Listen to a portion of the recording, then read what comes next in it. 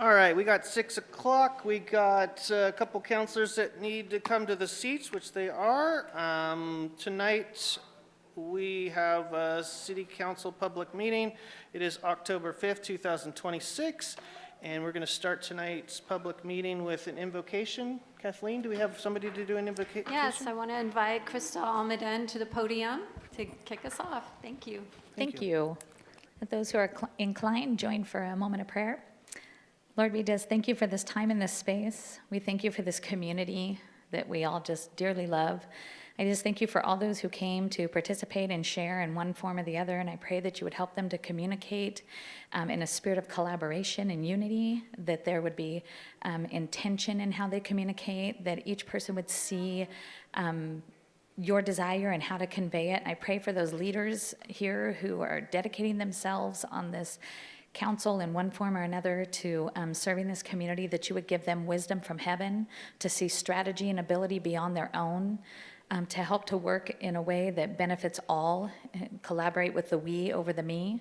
We just thank you for this time. We dedicate it to you and your faithfulness to keep what's committed to you. We put it in your hands in Jesus' name. Amen.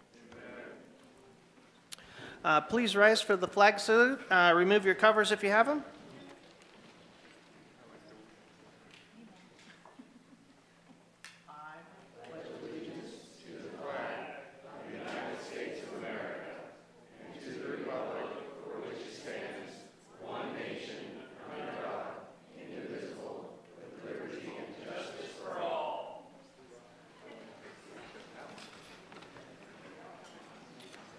All right, doing a quick roll call here. We got Rob, we got Indra, we got Rick, we got Victoria, we got Seth, we got Joel, we got Kathleen. So we do have a quorum, and we will continue forward with a special recognition. Thank you, Mayor, Council, members of the public. If I can have the following people please come up and stand over here by the podium. From our facilities, can I have Mike Fredrickson and James Grisham please come up?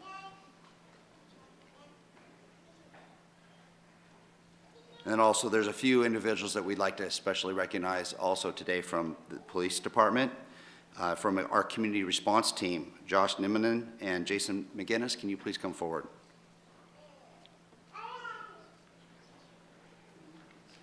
Also included in this recognition are a number of community service officers, included Dwight Altheed, Don Gumbert, AJ Elzy, Sam Matos, Zeke DeGuider, and Vahir Valdovinos, who is a cadet. And if we could have Chief Hintzman and Jason, our Public Works candidate, along with the mayor, please join your team. Council, members of the public, tonight we take a moment to recognize a group of individuals whose dedication, compassion, and perseverance played a vital role in one of our city's most challenging and meaningful efforts, the operation and management of the city's resting sites. Their work went far beyond routine job expectations. In the field, they faced complex situations daily, supporting our unhoused community members while also ensuring safety and stability for the entire community. The individuals were recognized demonstrate remarkable patience, empathy, and professionalism. They showed up with a willingness to serve even when circumstances were difficult. Their consistent approach was grounded in respect, a calm demeanor, and problem solving, which helped build trust, reduce conflict, and maintain humane conditions at our resting sites. Importantly, their commitment had a direct and lasting impact on our community's progress. The steady hands-on work they performed was instrumental in the city's success as establishing a fully managed facility for those experiencing homelessness. That facility and the stability it provides today would not have been possible without the groundwork these individuals carried out. To each of you, I want to thank you. Your compassion, your professionalism, and dedication reflect the very best of public service. The City Council, the administration, and our community recognize the significance of what you have accomplished. Your work made a difference in people's lives and contributed to a safer, more supportive environment for all. We are grateful for your service and proud to acknowledge you here tonight. Thank you very much. And with that,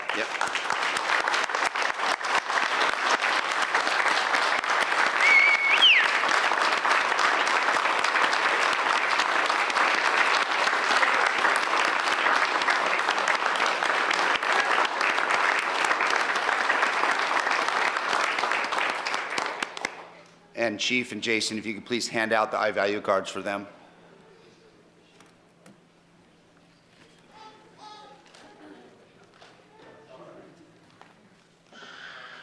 Thank you.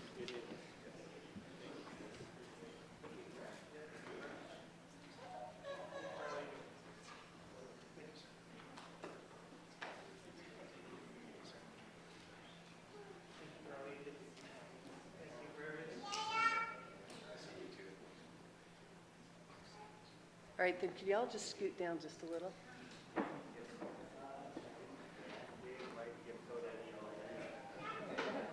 Make sure you get the cadet in there. Right? Thank you.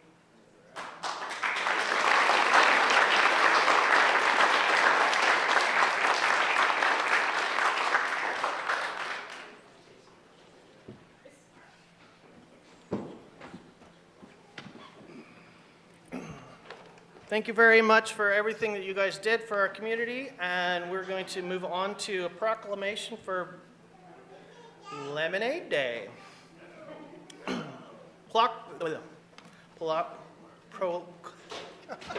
Proclamation. There we go. Proclamation. Proclamation declaring, at least I don't have that big long word I had last time. Proclamation declaring August 8th, 2026 as Lemonade Day in Grants Pass. Whereas Lemonade is a community-wide program hosted by the Grants Pass and Josephine County Chamber of Commerce that teaches youth how to start, own, and operate their own small business through the experience of running a lemonade stand. And whereas the Lemonade Day helps young people learn valuable skills in entrepreneurship, financial literacy, customer service, responsibility, and community engagement. And whereas Lemonade Day is made available at no cost to the participating youth, thanks to the generous support of many business sponsors who invest in the next generation of local entrepreneurs. And whereas Lemonade Day represents everything the city and the city council stands for: hard work, innovation, giving back, and community pride.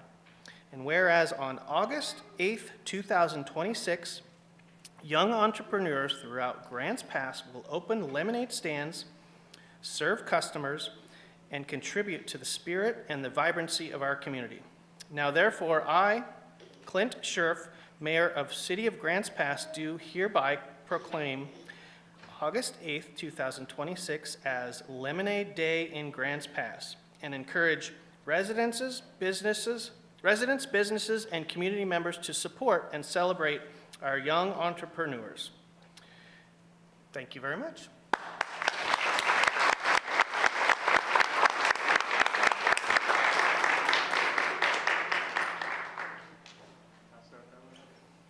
Am I gonna give this to? Yeah, I think Terry might have something to say. But yeah, if you want to go down and get the proclamation, that'd be good.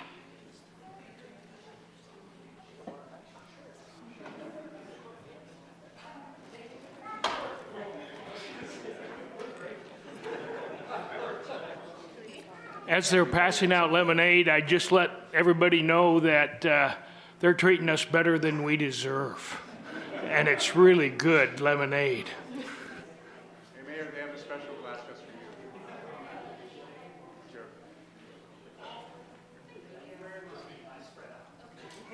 Thank you. That looks really nice.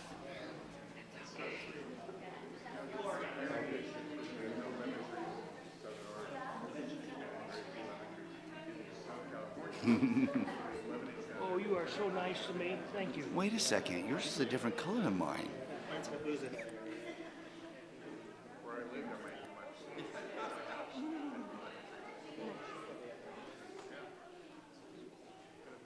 Stay up there, you guys.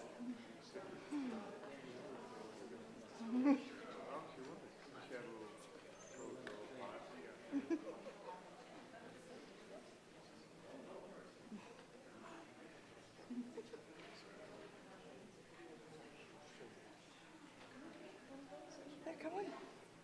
No? All right.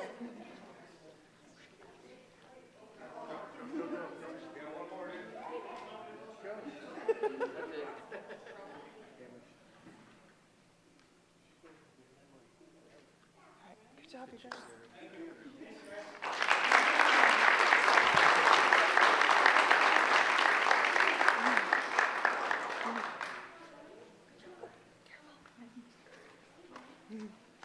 Did everybody get some?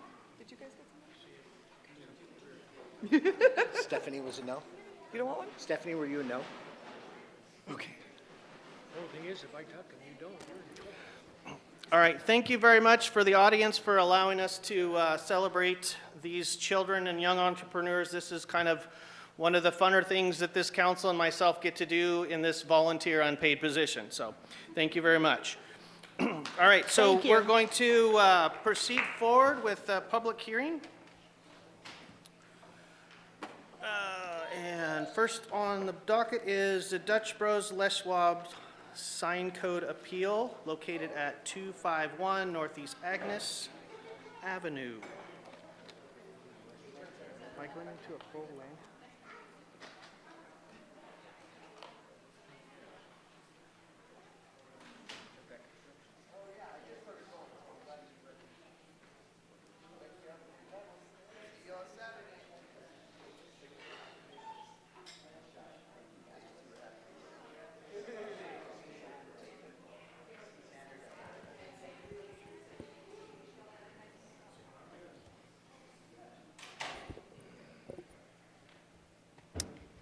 Good evening, Mayor, councilors, citizens of the community. I'm Lori Middleton, Senior Planner with the Community Development Department.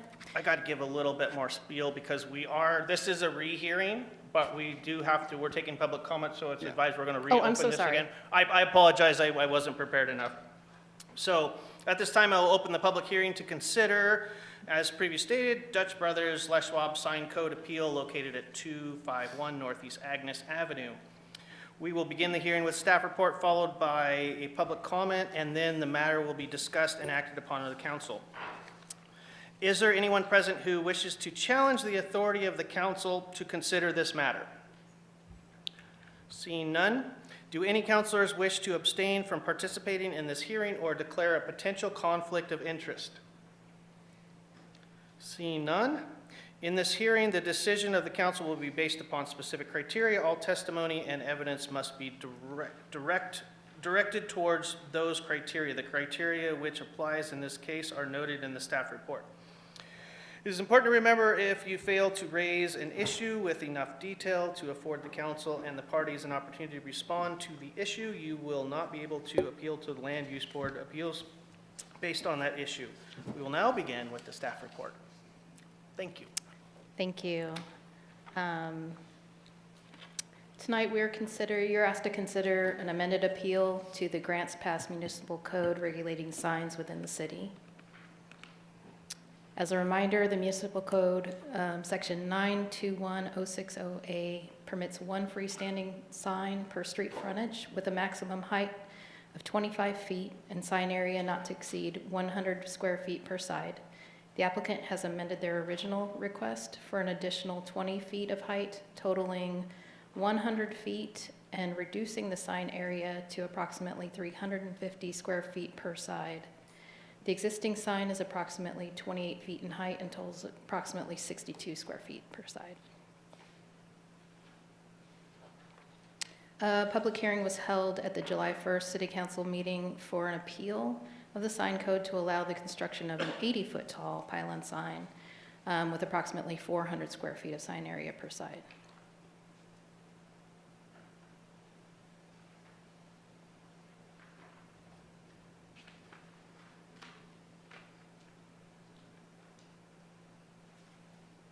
At the July 1st hearing, council requested more information from the applicant to consider the request.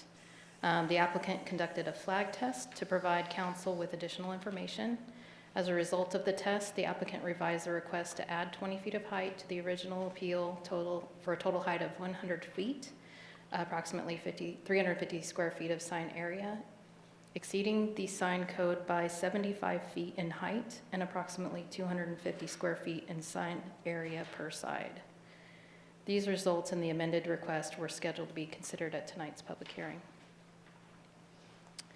This is the proposed pylon sign location in relation to other nearby businesses. Staff has received inquiries from nearby property managers about this case and the possibility of submitting an appeal for their clients. The request did not include a proposal to remove the existing sign. The proposal is for an additional sign visible from I-5 along Grants Pass Parkway and surrounding areas, as demonstrated by their flag test. These are the amended schematics for the proposed sign, showing a reduction in sign area and an increase in height. The topography of the area shows the location of the proposed sign is at the same elevation as the Best Western sign and approximately 25 feet higher in elevation than the Applebee's sign nearby. Municipal Code Section 921-800D states that no appeals shall be approved by the review body unless all the criteria are found to be met. Section 921-010 states the purposes of the sign code. A copy of this section has been provided to each of you. That concludes staff's introduction. I'm happy to answer any questions for staff. Thank you. I'll bring it back to council. Any questions from council? Rob? Could you clarify, I heard you say that staff believes that no appeal should be granted unless all the criteria are met? That's not staff's belief, that's in the statute. Okay, so if that's the case, then a variance couldn't even happen, right? I guess an appeal can be, or a variance can be granted even if the criterion are not met. Is that not correct? No. This isn't technically a variance. It's an appeal to the sign code. It's in the municipal code instead of the development code. The criteria, these are the criteria for the review body, which is yourselves, to find that have been met in order to approve an appeal to the sign code. These are the criteria that you're required to consider to approve. Thank you. Further questions? I got Victoria and then Rick. Victoria? Is this our, thank you so much for the information. Is this our municipal code, or is this state law, or is it both? It's municipal code. It's the Grants Pass Municipal Code. Okay, and would it be fair to say that council decides if the 3 criteria have been met? Yes, this is your decision to make, whether they have, to find whether they have met these criteria. Okay, thank you so much. Sure. Further questions? Got Rick, Indra, and Seth. Rick? Thank you, Lori. Do you know the height of the Applebee sign as well as the Best Western sign, how tall those poles are? The Applebee sign is 100 feet, and the Best Western, I believe, is 80 feet. Thank you. Further questions? I got Indra. So in the staff report, it says the municipal code has not been met, and the proposed, this was when it was still 80-foot sign, is not necessary to overcome a unique physical circumstance. So evidently they feel it is. How did the city come to that conclusion?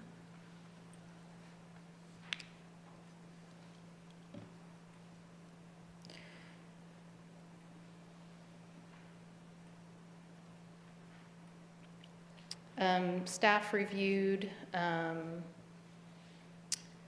the visibility of the existing signs in nearby properties from the highway, from both directions, north and south, and they were not visible until the only one that was visible, the Applebee sign was not visible from the northbound or the southbound freeway lanes, and the Best Western sign was visible very close to the exit from the northbound lane. I guess what I'm asking, it says the proposed new sign is not necessary to overcome the circumstances and allow reasonable use. So why did the city make that statement? The city, so the adopted sign code provides standards that allow the reasonable use of the property, and that was decided as a community. It was adopted by the community. Those were the sign standards that the community wanted to see. It was a community decision, and this adopted sign code standards allow reasonable use of the property. Their existing sign clearly advertises their property according to, and complies with the sign code. Thank you. So that was just that was based on the city council's repeal back in 2007 when they made it 25 feet? Is that what you're saying? In 2005, they did repeal the freeway overlay. The community decided that freeway signs were contrary to the goals of the community to preserve the skyline and night sky. So they repealed the freeway overlay for signs which allowed 100 feet in height, which is why we have a few existing remaining freeway signs. That was an overlay that created a special area near I-5. The existing commercial sign development standards were already the ones that we have now. Thank you. Further questions? I got Seth. Yeah, so if we were hypothetically, as a council, approve this request tonight, how long does somebody have to contest that decision? Is there a time period, a window? Can you repeat that? Do you know what the time period is to appeal this appeal? I don't know that off the top of my head. I'd have to look that up. Okay, that'd be good to know, because somebody could appeal it, correct? So what happens if we approved it and then they construct a sign and then somebody appeals it? No, there's a gotta definite be. period, and it's Okay. it's probably, I believe it's 12 calendar days Okay, got it. All right. after the decision, after the findings of fact. Further questions? I got Kathleen. So could you tell me, is this sign lighted up at night? The schematics they provided are, yeah, it shows that it's internally lit. Further questions? I got Joel. I had two questions.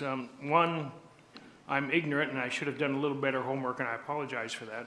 Do you know of other communities? I traveled down I-5 yesterday or day before, and I didn't notice any town that had signs that were obnoxious or gaudy or stuck in your face. But I didn't know the codes of the different towns and how high the signs were. So are you aware of what the other codes are for cities along the I-5 corridor? Are there cities that have 100-foot signs and they allow 100-foot signs? I do not know the municipal codes of the other cities, I'm sorry. Okay. Yeah. So then the second question I have, because there was no place where I was offended by what I saw. Second question I had was, given the legal aspect, the technical aspect, the legal aspect, if we wanted to implement the signs, there's two ways we could do that. One is we could find different than what the staff found with logical reasons, or two, we could change the code. Correct. Is that correct? Correct. Not at this meeting, but yes. I'm sorry, I didn't hear you. Not at this, yeah, you could request that an amendment to the municipal code. And then they would apply to everyone. It would apply to everybody, yeah. Yeah, so it Well, would be a level unless you playing created a field. district, yeah. Okay, okay. I just wanted to make sure that I understood that correctly. Thank you. Further questions? I got Indra. Along those lines, if the council were to approve the appeal and then at a future date had a workshop discussion and decided to make the code 50 feet or whatever, would that be grandfathered in, that sign? We would not be able to No, take that off or no, the reduce decision it? is final, Yeah, thank you. unless it's appealed. Any further questions? All right, thank you very much. At this time, I'll open up for public comment. Is there anybody from the audience that's participating that wants to speak in favor of this or in opposition of this? Please come to the mic and state your name. You have 3 minutes, and you will be discussing this appeal of the sign code. Go ahead. Rika Brown, Grants Pass. I just have to wonder what community was saying that they wanted to, stop people from having tall signs. And how did they make it, make it clear to the council? There's, we get to get up and talk and, give our opinion. But to say the community, what community are you talking about? I mean, hardly anybody pays attention to what the council is doing. And, you might have a few people, supporting the idea that they can't have higher than 25-foot signs. But in the past, after that, after it was passed, the council gave variance to allow people to be able to have their sign seen. And it wasn't a big deal. It was showing 100 signs on top of buildings in Grants Pass when the staff had said that, well, you can't have a sign on top of your roof. Thank you. We are in public comment portion. Is there anybody else from the audience that would like to weigh in on this council action item in opposition or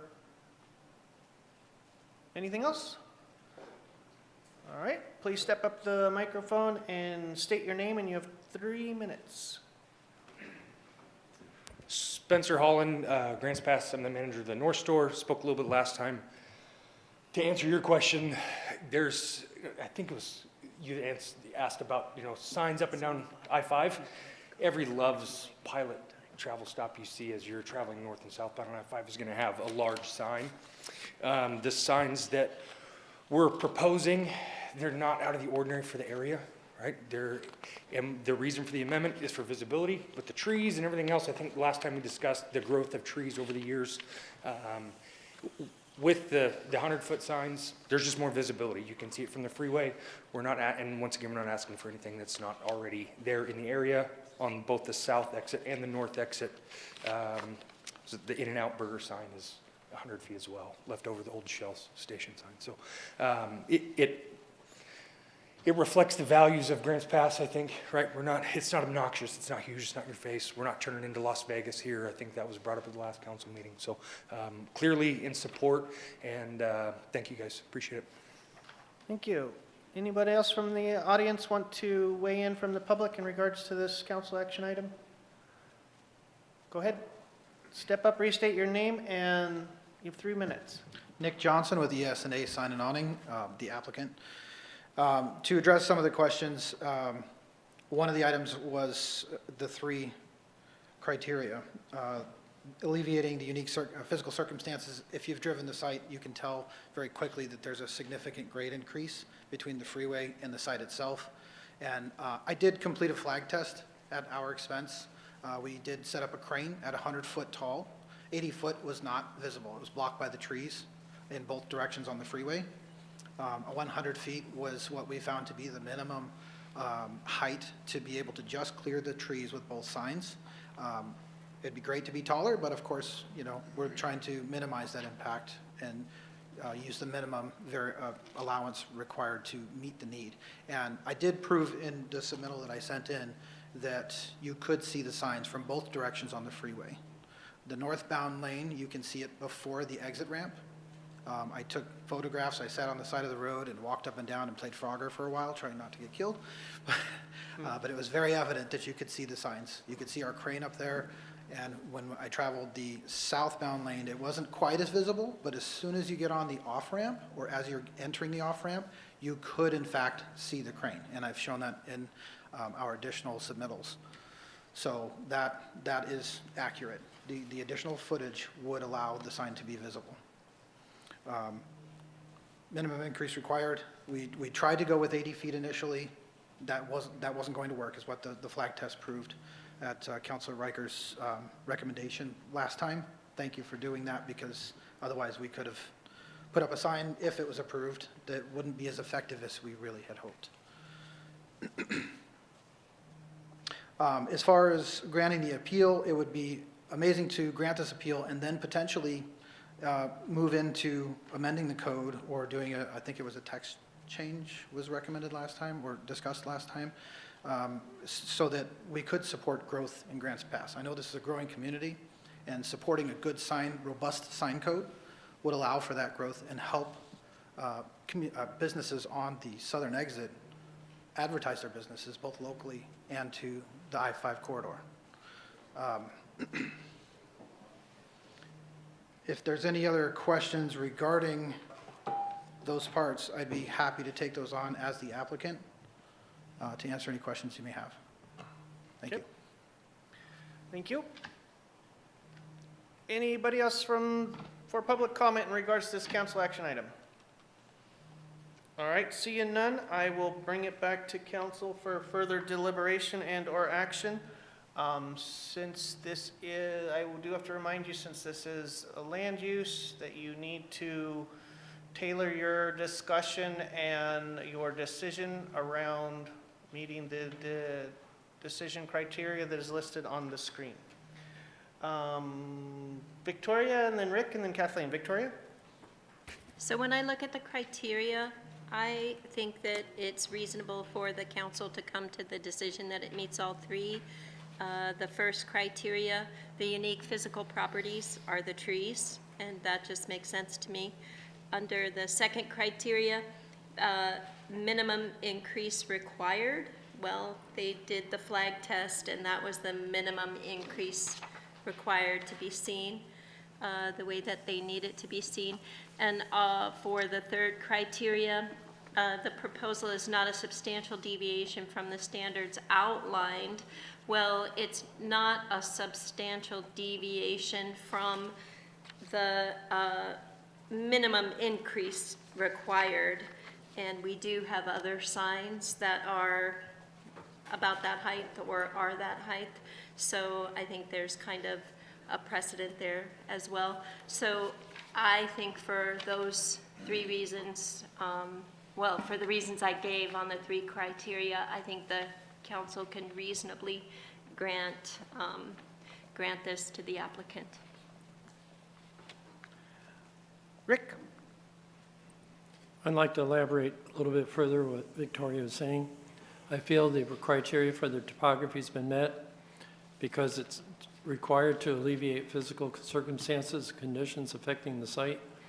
The property has a long history of freeway-oriented signage, previously approved under the former freeway overlay zone, with heights and size exceeding the current code allowances.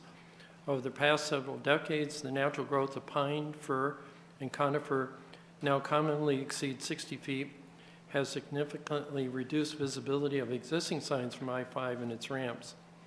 Grants Pass status as a Tree City USA reinforces the expectation that tall vegetation will remain a defining physical condition. This vegetation, combined with the site's freeway orientation, creates a unique topographic and visual obstruction not present on typical commercial parcels. These physical circumstances render strict application of the current sign height and area limits impractical. The requested 100-foot site and additional signage directly address these conditions and satisfy the variance criteria. Under item 2, unnecessary hardship, which represents minimum increase necessary to prevent unnecessary hardship. Freeway-oriented business rely on visibility for customer access, brand identification, and economic viability. When vegetation and topography obstructs signage, the business loses the ability to communicate its presence to freeway travelers, undermining its ability to attract customers and maintain financial visibility. A successful business contributes to the community through employment, tax revenue, and long-term stability. Restricting visibility through strict adherence to current sign standards would impose an unnecessary hardship by preventing the business from achieving the basic functional purpose of a freeway sign. The requested height and area increase is the minimum necessary to restore visibility and avoid hardship. Third item, substantial deviation, I feel is also met. Does not constitute a substantial deviation to the intent of the sign code. The requested sign dimensions are consistent with other freeway-oriented signs in the immediate area, as shown by Best Western and so forth, including legacy signs approved under the former overlay zone. The proposal also includes 2 tenant panels, one for Dutch Brothers and one for Les Schwab, providing shared use on a single pole rather than multiple competing structures. The 100-foot sign is justified by the need to rise above mature vegetation, maintain visibility with the tree city landscape. The request, I feel, represents a balanced modification that maintains compatibility with the corridor's established character. And as we may consider, a long-term policy direction would be to consider the freeway overzone again. That would provide provisions for taller signs, and also I would be supportive if those in that ordinance, if it were considered, to include 2 signs per pole. So I feel for those reasons I would be supportive of this tonight. Thank you. And that's how it's done. I would say drop the mic at that point. Jeez, thank you very, very much. Sorry for my outburst there. That was just impressive. Kathleen, Yeah, further comments? I don't have that much to say, but yeah, I would like to say that I'm in favor of the appeal just because the unique physical circumstances are the tree line. As you can see from Exhibit 4, all the pictures here, it's very difficult to see the sign from the south exit. And as we heard in the last presentation, that trees grow 5 feet a year or 5 something a year. I think that we have to take that into consideration as a hardship, and I would be in favor of this appeal. Thank you. Further discussion and or action? Indra and then Rob. Indra. Yes, I'm going to disagree a little. I think the staff was correct in that the criteria was not met. I think we could go around and round and arguing either way. There's a reason back in 2005 or earlier, there was a big push to make signs smaller so they didn't stand out as much, and the communities at that time felt like it beautified their communities more. So it wasn't that they didn't like business or didn't agree with Councilor Riker that it might attract more people, but I've driven around a lot too, and now I notice signs a lot more too. And there are a lot of communities that don't allow those small signs. And I've spoken with some, and also there are a lot of communities, even within the city, that have very short signs, and I'm sure everyone has seen that. So there's a reason why they did it, and I think to give the benefit of the doubt to the people that made that decision and the community at that time, I haven't really heard anything much for or against, and I'm not making a decision for or against. I haven't either way, I'm good with. What I really feel strongly about, though, is that we're putting the cart before the horse, and we're allowing an appeal. And then, as we learned, I think we need a bigger discussion on the signage and to make a code change. So it's fair across the board. Everyone knows what it is. This is the council that decided that change, and a future council can change it. But whatever we decided would be grandfathered in, just like the old signs were grandfathered in once that repeal was made. And that's why we have 100-foot signs. No signs that I know of have been that tall since that code was put in place, that zoning. So I would really like to have that discussion. I think it's crucial and important, and I probably would be for that. I don't know, but I would like more information on the entire thing before I would decide on an appeal one at a time as businesses come forward, and that's where I'm at. Thank you. Further discussion, Rob? Yeah, I think everyone's made really good points. Just want to be clear that at the last meeting, because this is a continuation, I guess, at the last meeting, there were members of the public, and they didn't, I don't think they meant any, I know they didn't mean any harm by it, but they, made statements like, well, Les Schwab and Dutch Brothers are such great businesses, we need to support them. And I want to be really clear that that would not be my reason for voting yes tonight. And it's not because I do agree that those are really good businesses and they're important to Grants Pass, but that wouldn't be my reason. There's I guess a pretty famous quote at this point from a Peruvian dictator from the 30s who said, for my friends anything, for my enemies the law. And, I'm not interested in having different rules for different people depending on whether or not we feel that they're good businesses or bad businesses or whatever. So any decision I make tonight has nothing to do with who is actually applying. With that said, I'm going to vote yes tonight, but I'm also going to say that based on what staff has said, with nearby property owners already requesting similar treatment or appeals, whatever we decide on yes tonight, I'm going to offer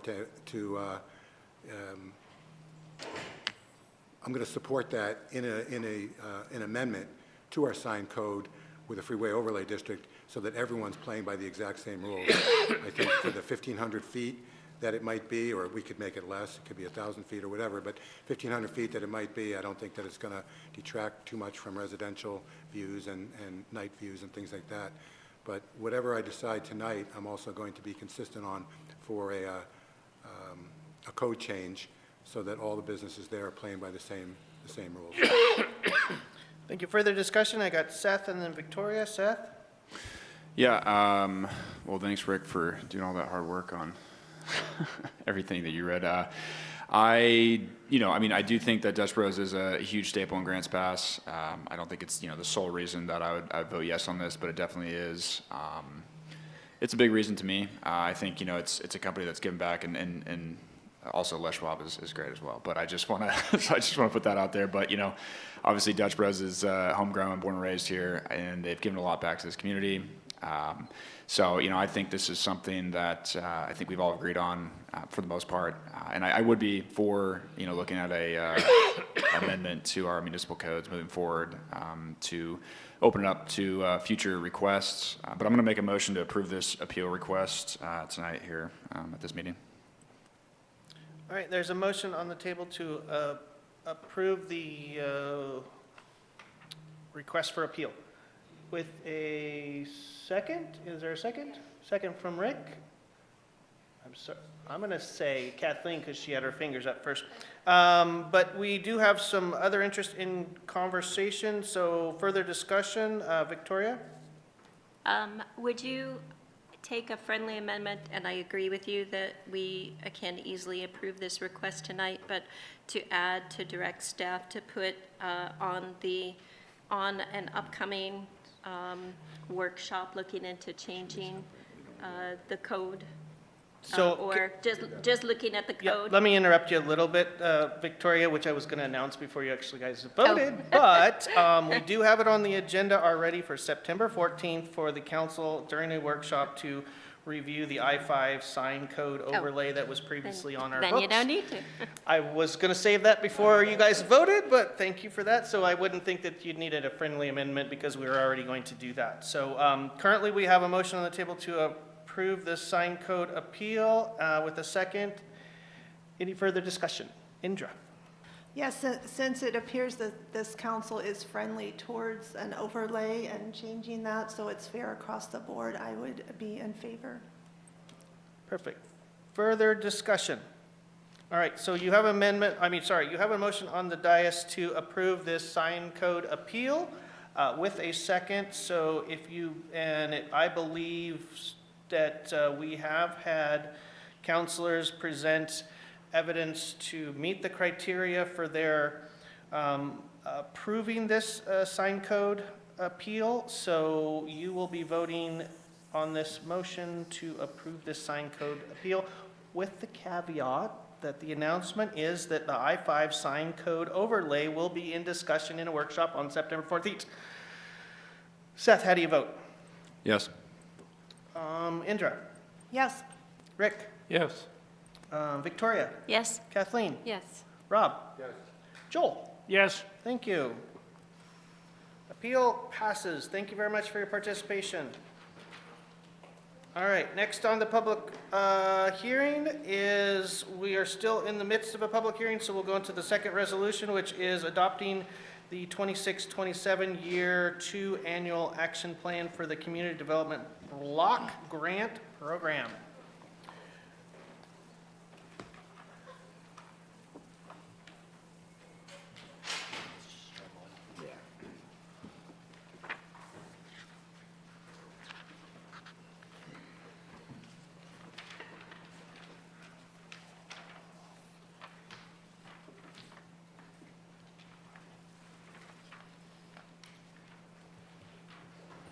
Good evening. Ann Ingalls, City of Grants Pass. Before you tonight is the Community Development Block Grant 2026-2027 Year 2 Annual Action Plan. It is activities that are going to be funded in Year 2 of the 2025-2029 5-year plan. And the purpose of the meeting is a public hearing pursuant to the CDBG Citizen Participation Plan, and then the resolution adopting the draft plan. The plan meets all the council goals.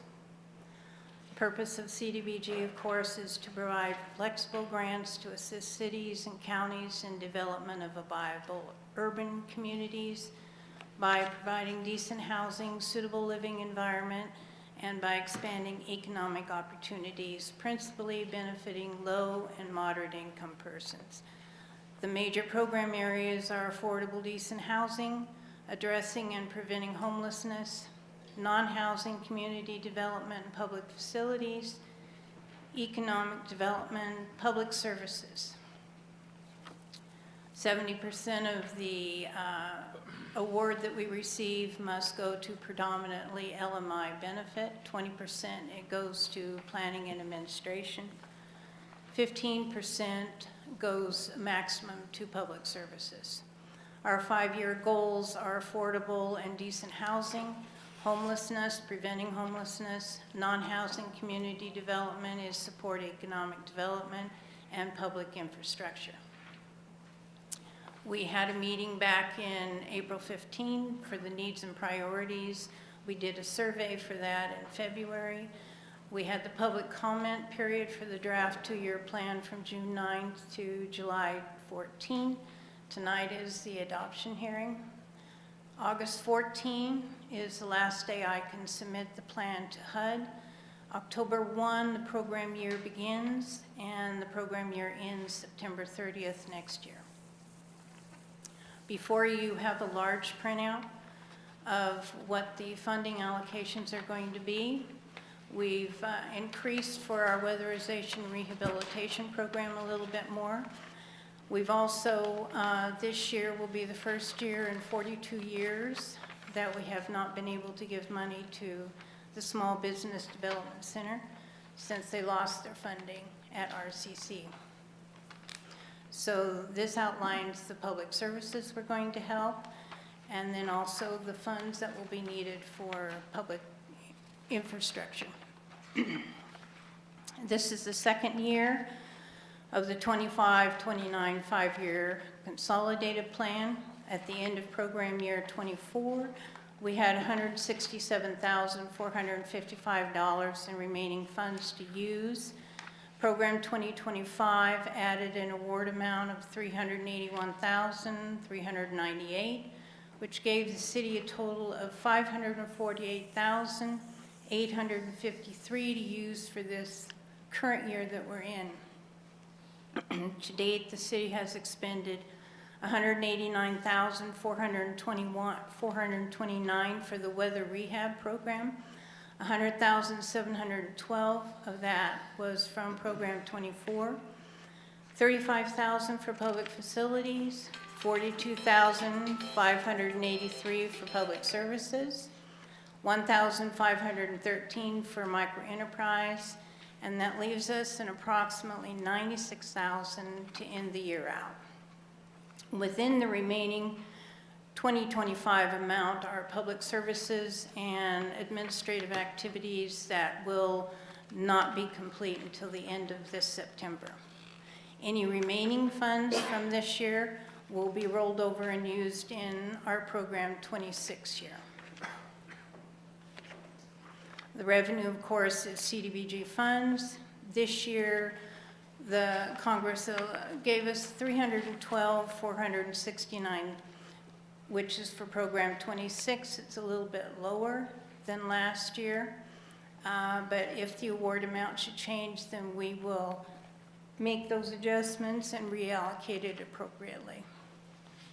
I wanted to give you a couple thank you notes that we've received for the weather rehab. For one, the top one was for a roof. The bottom one was for insulation and ductwork.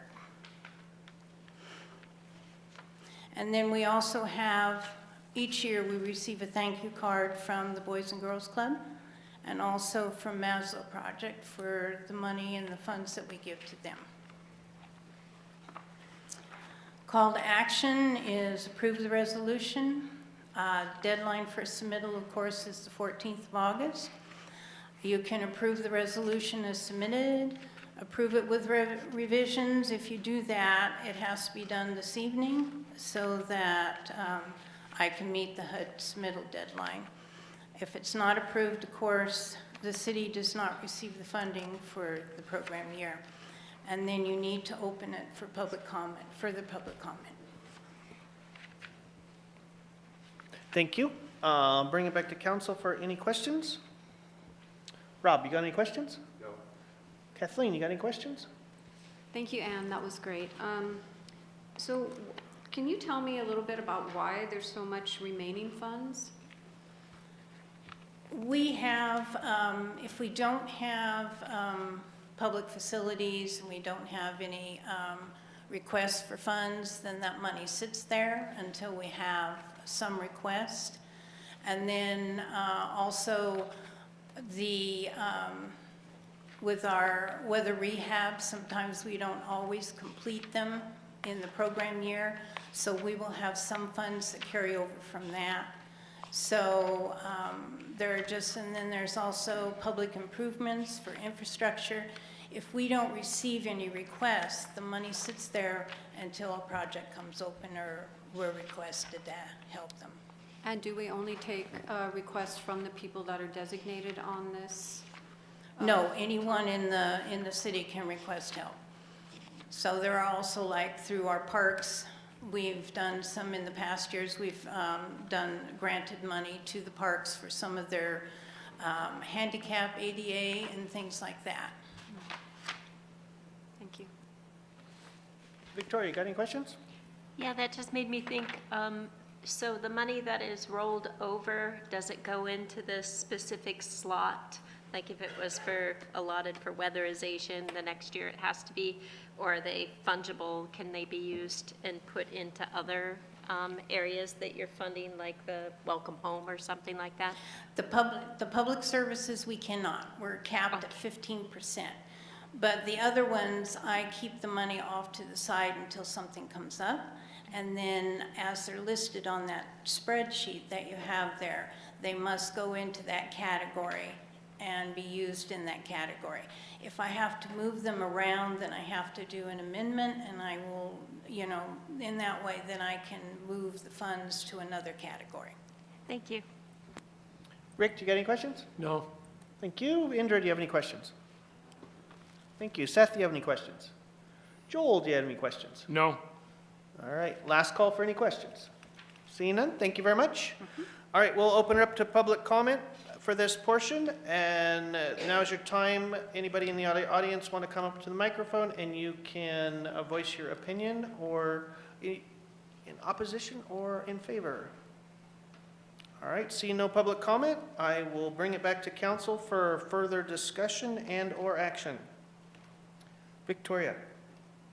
I'd just like to go ahead and approve the resolution as presented. Okay, so you have a motion on the table to approve the resolution as presented. And do I have a second? Second from Rick. Any further discussion? All right, seeing none, I'll go into a vote. Victoria? Yes? Kathleen? Yes. Rob? Yes. Joel? Yes. Seth? Yes. Indra? Yes. Rick? Yes. All right.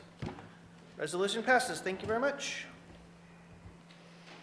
All right, that concludes our public hearing for the night. We're going to go into next on the agenda, council action item, resolution revising the procedure for conduct of business by amending Section 19 Public Testimony, adding a new Meeting Decorum Section, and renumbering the meeting minutes section. We'll start with a presentation from Stephanie, our town attorney. Good evening, Mayor and Council. We're here to, as noted, talk about some revisions to council procedures. This resolution would revise the procedures for conduct of business in order to better address meeting decorum, as well as establishing an actual process if there's a need to remove an individual from our meetings.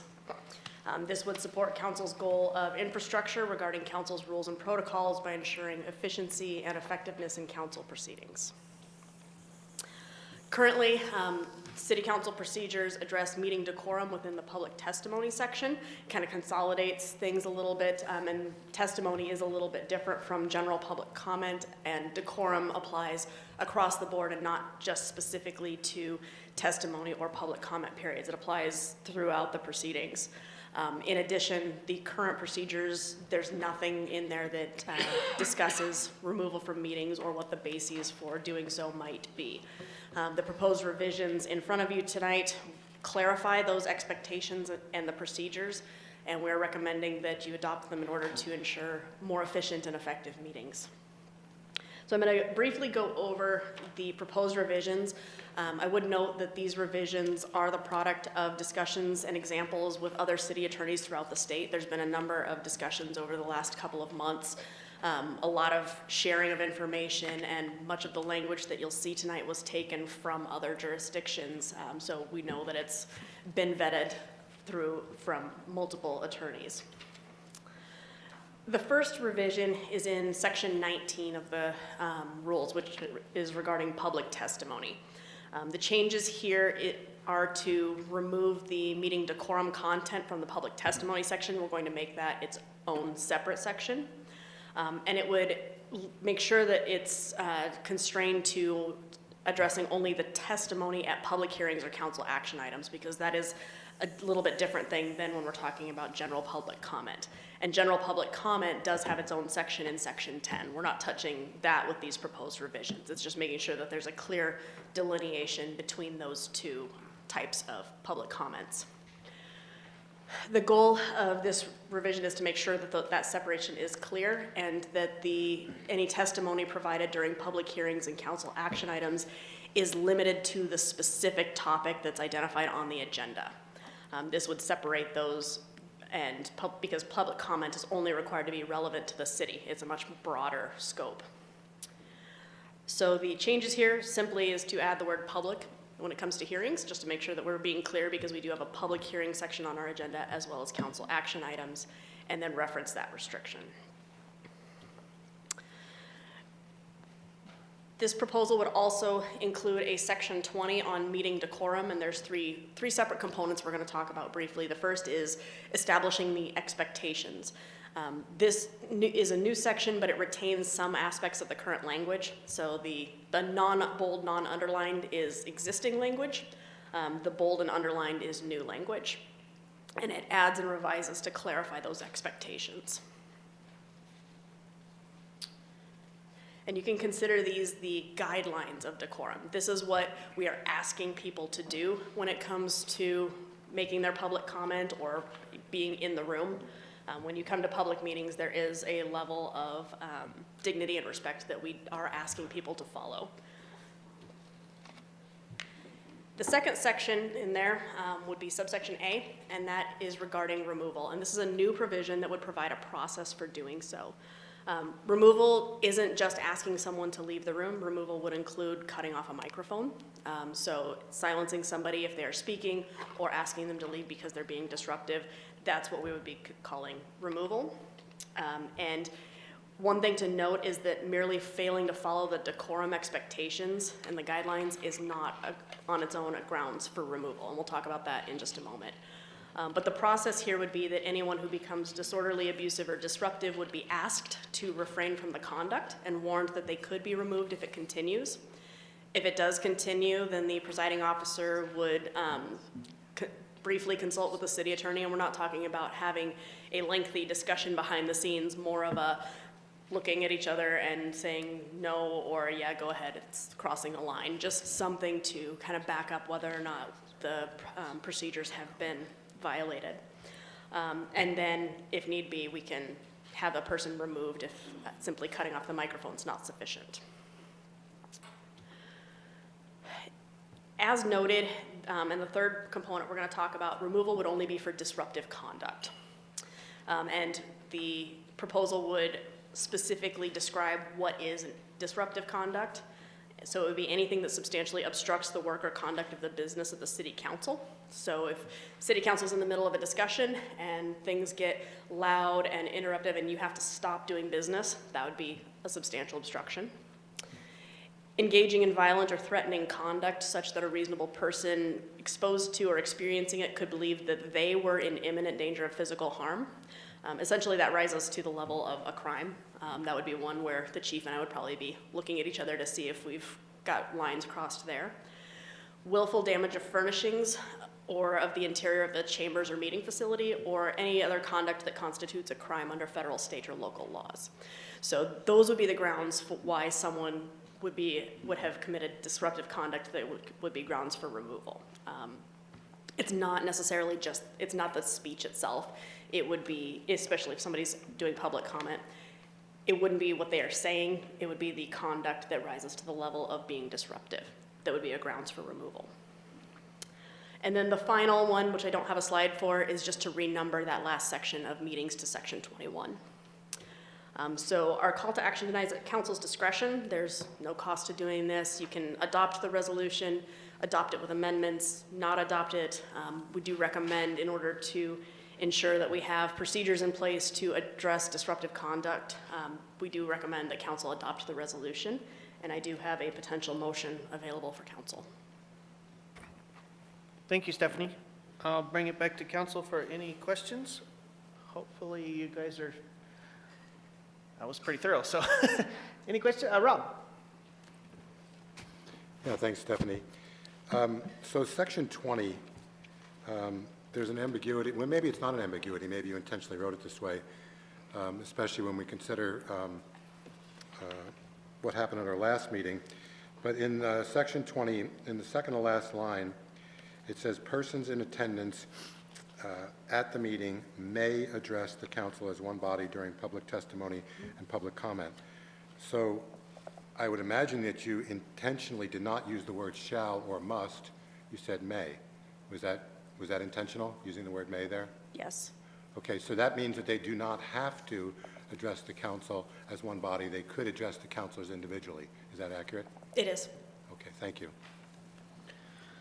Any further questions? Indra? And then just to clarify, because everyone has different sensitivities, so you said whoever, the presiding officer will look to you to get guidelines on if someone has crossed the line, and you, based on your expert legal knowledge, would decide whether that line had been crossed? Is that? Essentially, whether or not, under First Amendment law, whether it would be a supportable removal or not. Okay. It's basically providing legal advice to the presiding officer. Okay, so yes, so it's not up to just the single person Correct. to decide. Thank you. Any further questions? Kathleen? So when we're talking about engaging in violent and threatening conduct, that doesn't, speech is not included in that. Correct. Unless it's a verbal outright threat. If it's, somebody says, I'm going to kill you, that would be an outright verbal Yeah. threat. But just, People have gotten smart and phrasing things in. yes, less it's rare that ways. you hear an actual straightforward threat like that. Normally, it's agitated language, things like that, where people feel threatened. Just because an individual feels threatened is not necessarily sufficient grounds. As noted here, it's reasonable person would believe that they were in imminent danger of physical harm. So reasonable person and imminent danger are the key components there. Right, so even though, but you will be taking that into consideration? Yes. That it could escalate? Yes. Context matters. Further questions? Joel? So if I understand it correctly, the intent of the changes is not to suppress differing opinions or opinions that don't agree maybe with what actions even the council has taken. It only addresses the conduct and how those opinions are expressed. Is that correct? That's correct. The goal is to make sure everybody understands what the rules are and that disruptive conduct is not acceptable. What's being said and what's being conveyed is, as long as it's being done in an appropriate manner, is acceptable. And if I understand that correctly, Stephanie, then such conduct does not include disagreeing or presenting opposing viewpoints. Not by itself, only if it's combined with some of the conduct that's listed on the screen. Well, it's completely independent of that, okay. Correct, yep. The words, unless they rise to the level of this, words themselves will not be considered disruptive unless it qualifies as violent or threatening, et cetera. So, just to be clear, opposing opinions are not disruptive. They're Not by public themselves. discourse. Correct. Okay. Any further questions? All right, seeing none, thank you. And this is a resolution, so at this moment in time, is there anybody in the public that would like to express an opinion in regards to this council action item in opposition or in favor of this item? And we are talking about a resolution to amend our Section 19 Public Testimony and Meeting Decorum Section. You want to weigh in on this? Step up to the microphone and you have, restate your name, please, and you have 3 minutes. I am your decorum hell. I can cuss at you, I can yell at you, I can point my finger at you, and I can name you. And there's not a damn thing you can do about it. And let's be real clear, my extended 3-minute times tonight is not about you violating my constitutional rights on the 15th last month. You have done this retaliation tactic against thousands of other victims. You are not the boss. The people are. I am your boss. I never wanted to stand at this podium. I was forced to stand up for the thousands of constituents you scared into silence. I was forced here because protected speech, protected concern, redress of grievance were treated like misconduct instead of constitutional rights. And let's start with the truth. I already won my case to speak, I was given additional time because of your illegal actions. That time was not a favor, it was not permission, it was a correction for government misconduct. Government works for the people. Every elected official and every tax-paid employee in the room receives limited authority from the citizens they serve. The people are not beneath the government is beneath the Constitution, and you're accountable to the people.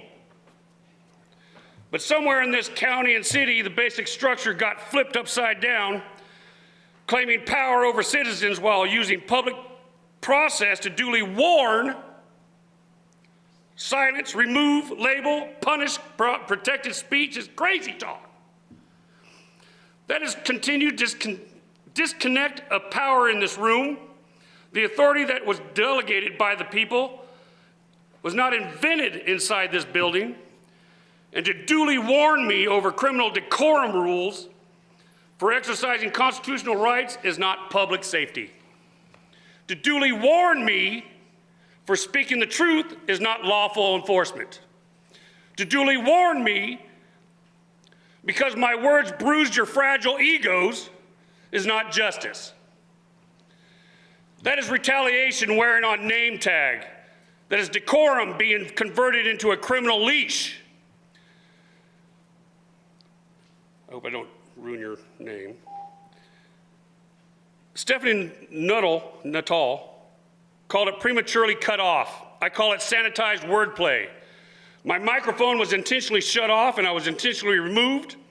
That was not a timing issue, that was viewpoint suppression dressed on decorum. I should never have to speak to the DA to defend my constitutional rights already gave to me. This is how broken this process became. A citizen had to explain protected speech and very system trying to criminalize it. Can you shut that off, please?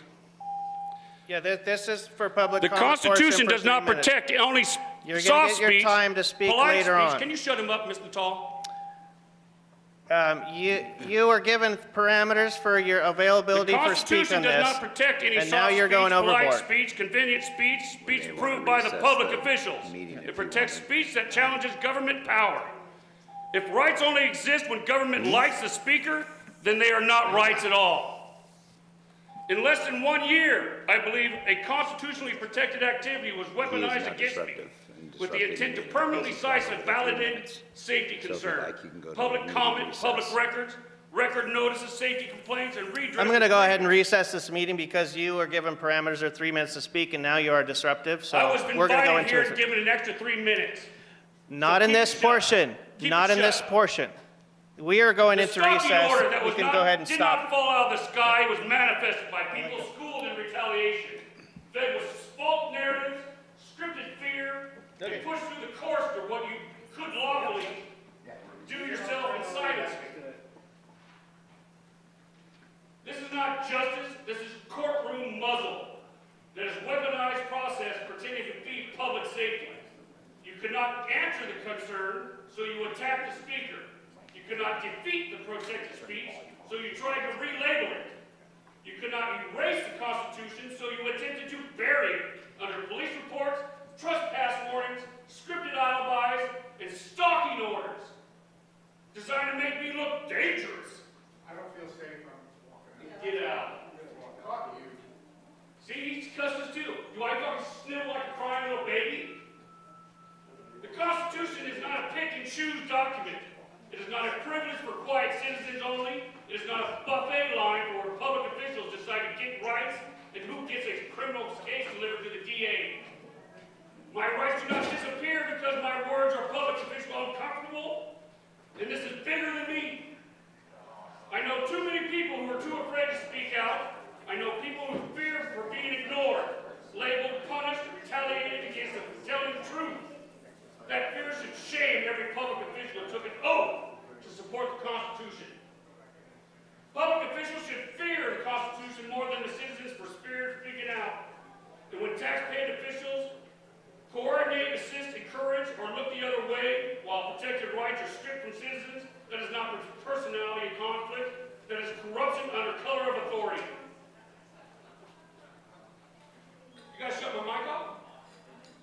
recess. You got my mic off? We're in recess.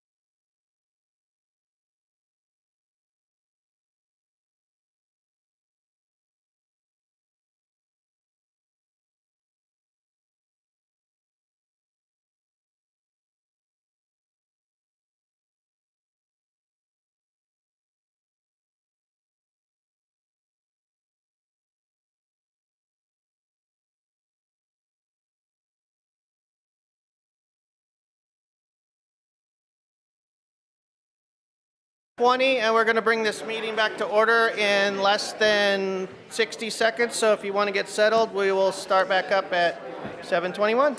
So what happens is I do it in my phone. You thought it was his 6-minute time. I told him that that's on public comment. I said the mayor talked to me in advance of the meeting. He said, "You're giving me 6 minutes." That's what we're during public comment, not during a council action.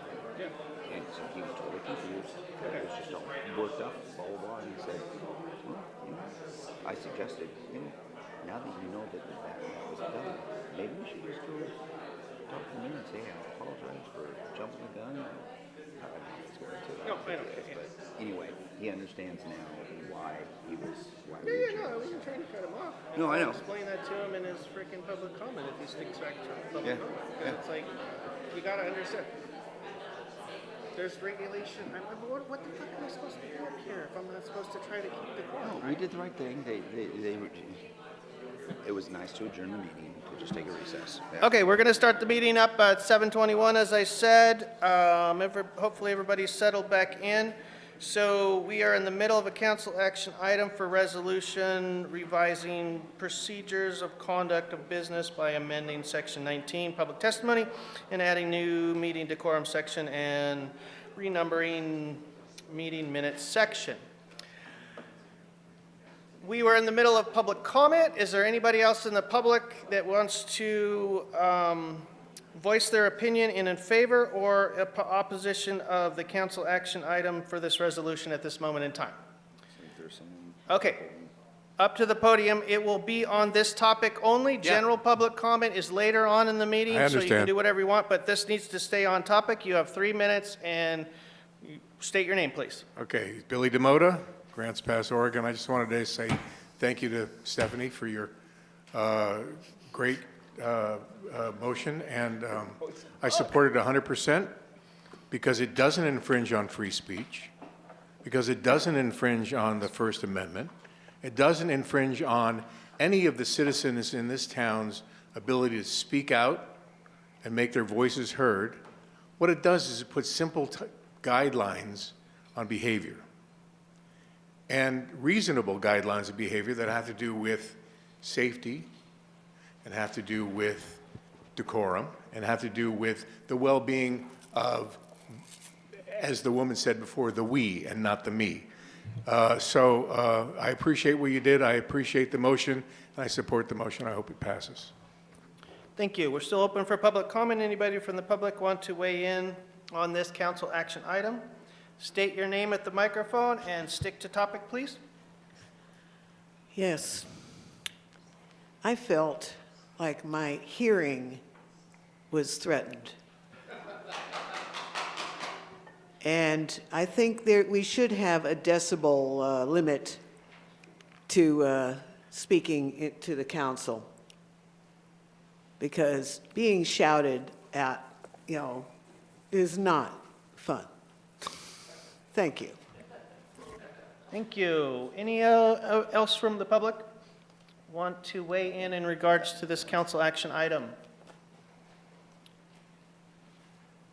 Step up to the microphone, state your name. You have 3 minutes, and stick to the topic of this council action item. Patrick Rooney, Josephine County.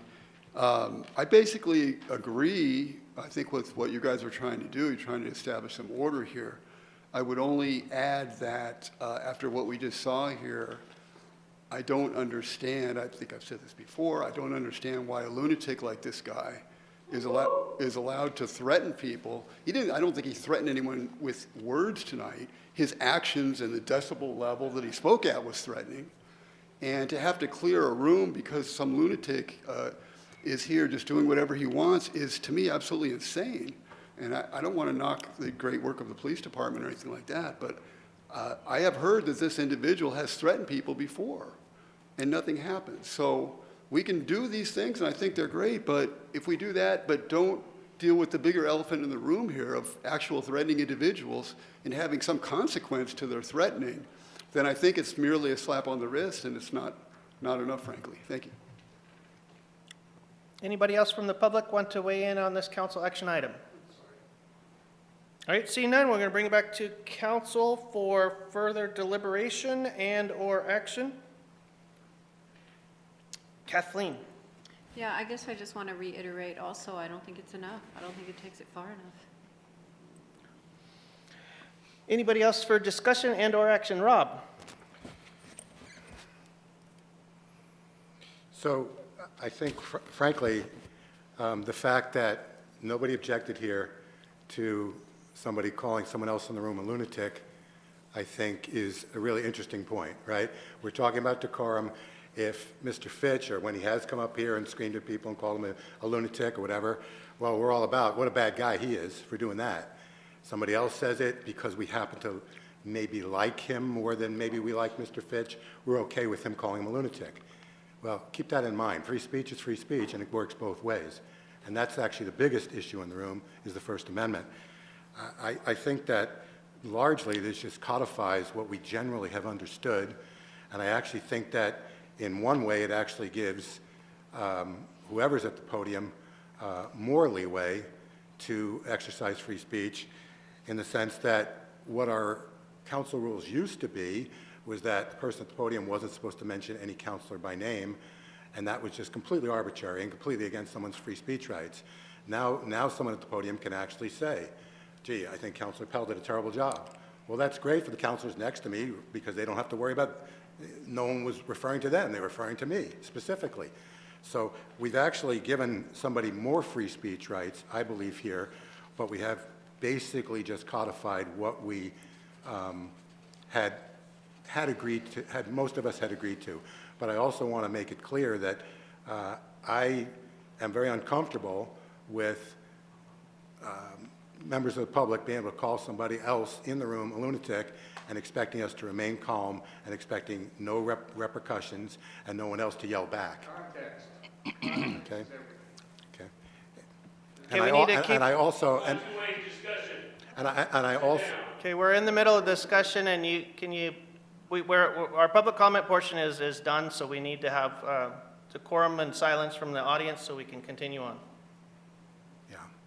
yeah. Interesting point that, again, we break down again, the same person who called someone else a lunatic. Not good, in my opinion. So I'm okay with passing this as it is. There may be other shortcomings to it that we may find out in the future, but to go much beyond this, I think we'd be completely trampling somebody's First Amendment rights, and the fact that we don't happen to like that person, or that they're too loud, or that we don't like his message, I think really doesn't apply here, because the First Amendment is about protecting the speech that we don't like, right? Speech we do like, that's easy. You know, the speech we don't like is what's protected. Okay, so I'm in favor of approving this the way it is. I do have to clarify your statements there, because there's nothing in this that is talking about whether people call people names or anything. This is about keeping decorum and disruptive behavior within the chambers. So there is nothing in this resolution that you're talking about that has anything to do with stifling people's speech or verbiage. It is mainly centered around the decorum and the business order that happens during these public meetings, and keeping distractions and disruptions at bay. Are you responding to me? Or? I'm responding to you, because you Okay. basically insinuated that we're trying to stifle public speech. That's exactly what I just heard come out of your mouth. Because Really? because I didn't shut one person off because he called somebody else. That person said the same exact thing. This resolution has nothing to do with what people actually say.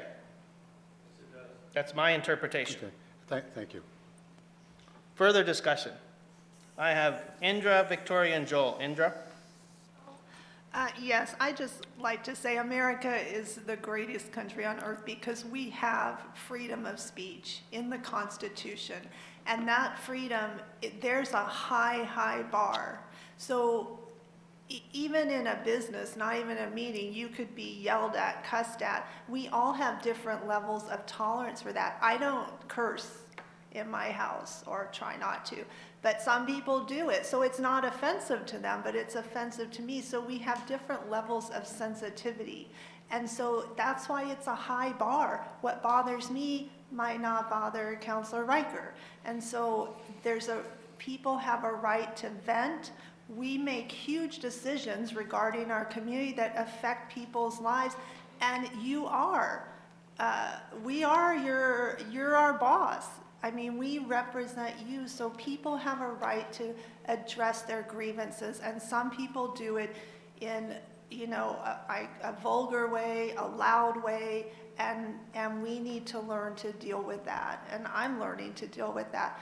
And so thank goodness we do have freedom of speech. This resolution only talks about how we will address if someone needs to be removed from the room.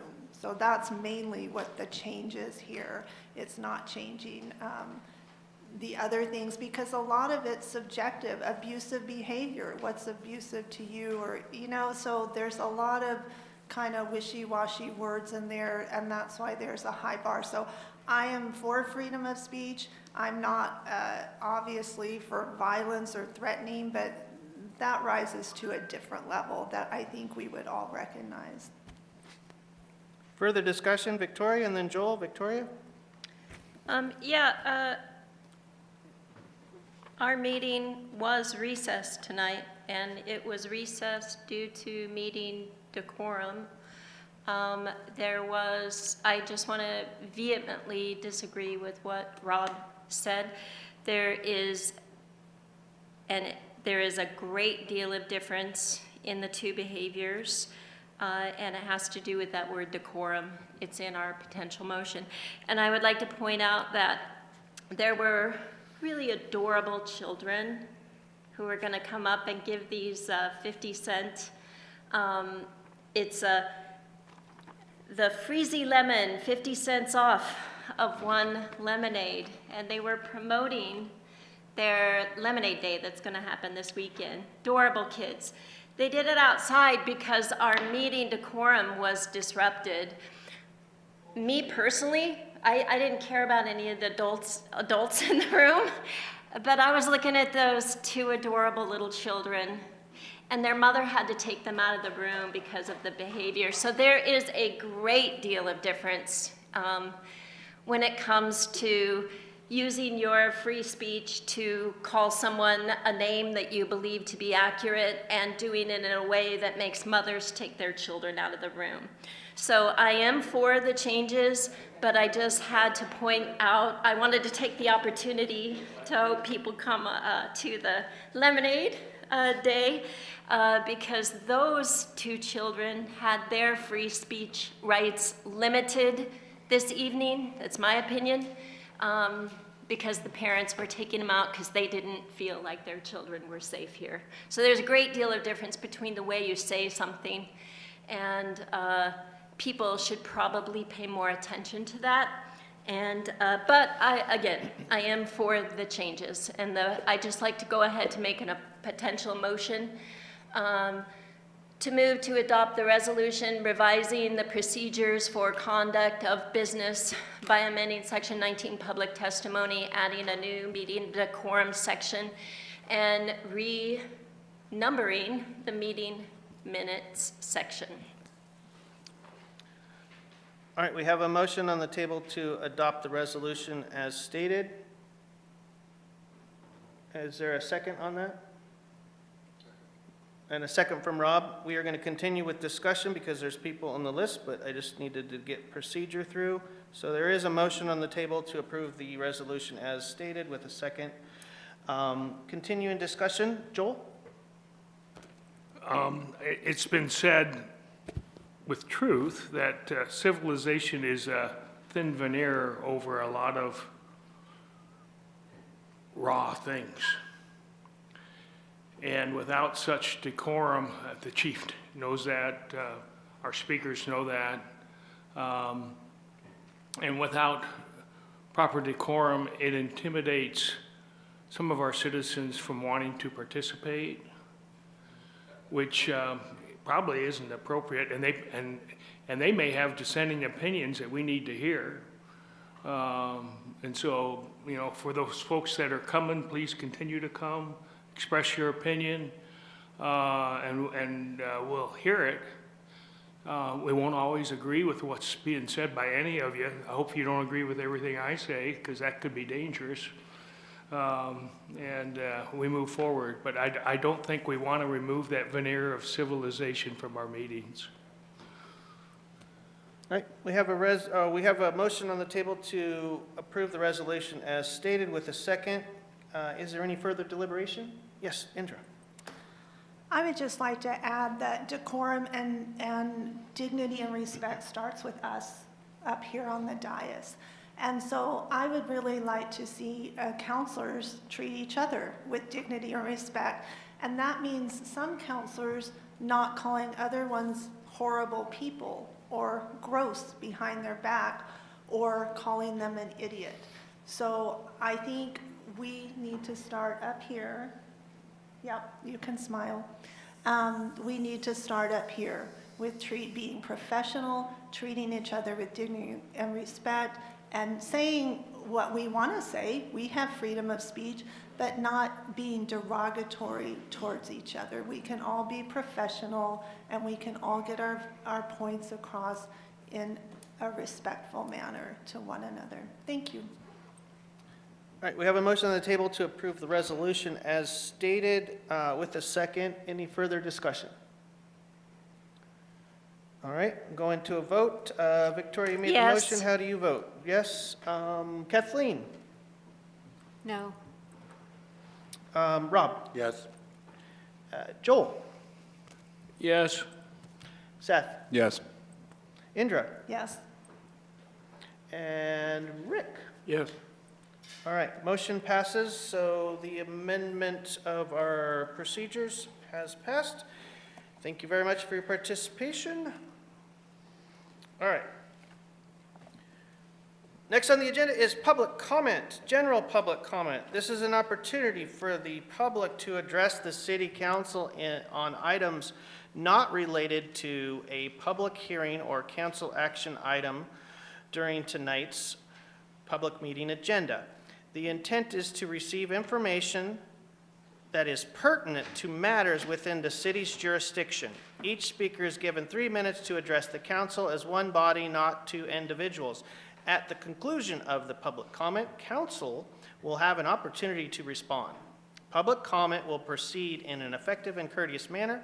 Citizens and council members may state their opinions without disruption, threatening conduct, violations of law, signs or placards, outbursts of applause, campaigning for public office, or other disruptive behavior will not be tolerated. Individuals who engage in disruptive conduct will be warned before their microphone is silenced, and they will be asked to leave the council chambers. If you have a question regarding any government provided service or a current city policy, please contact the city manager's office in an attempt to resolve the matter. So we have a list or a number Clint, of I have a blue question cards. first. I Yes. have for you, Aaron, or Stephanie. Okay. So it's my understanding, and correct me if I'm wrong, anybody, that Fitch was promised an extra 3 minutes tonight because he got cut off last time. And again, correct me if I'm wrong. I wasn't at the last meeting. And it appeared to me that he thought he was going to get his extra 3 minutes commenting about that issue, and it appeared as if the staff thought otherwise. So before we get started and Fitch comes up for what's supposed to be normally 3 minutes, are we offering him 6 minutes, Stephanie, or 3 minutes, or can you basically give us the expectation that you offer to him, and maybe what his expectation would be at this point, because I think he believed he was getting his extra 3 minutes prior, and everyone else was so upset about that. So can somebody explain exactly what our expectation is here? Yeah, I would if you'd have a little tiny bit of patience and allow me to actually proceed forward with this meeting, because there will be an opportunity and it will be explained in a few seconds. All right. I'm going to explain it as I am going to proceed forward. We are in the middle of public comment. I've given the disclaimer. We have a list of public comment people. At this moment in time, I would like to publicly apologize to Mr. Fitch for cutting his public comment time short at our last meeting. We acted prematurely without ensuring it was consistent with our city policies. A little bit of misunderstanding on my side, a little bit of misunderstanding on the staff. I would like to invite Fitch back to the podium at this moment in time during general public comment and allow him to reiterate his 3 minutes from last week and then give him an additional 3 minutes as he's put in a public comment request card. So at this time, Mr. Fitch, if you would take presence at the podium, you can continue your speech from last week, and then you can proceed forward with your this week's request for 3 minutes. And I do apologize if there was a misunderstanding earlier. We were in the middle of a council action item.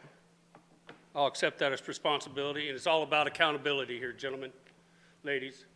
Appreciate your comment. I appreciate your comment, pal. I don't give a crap about your feelings.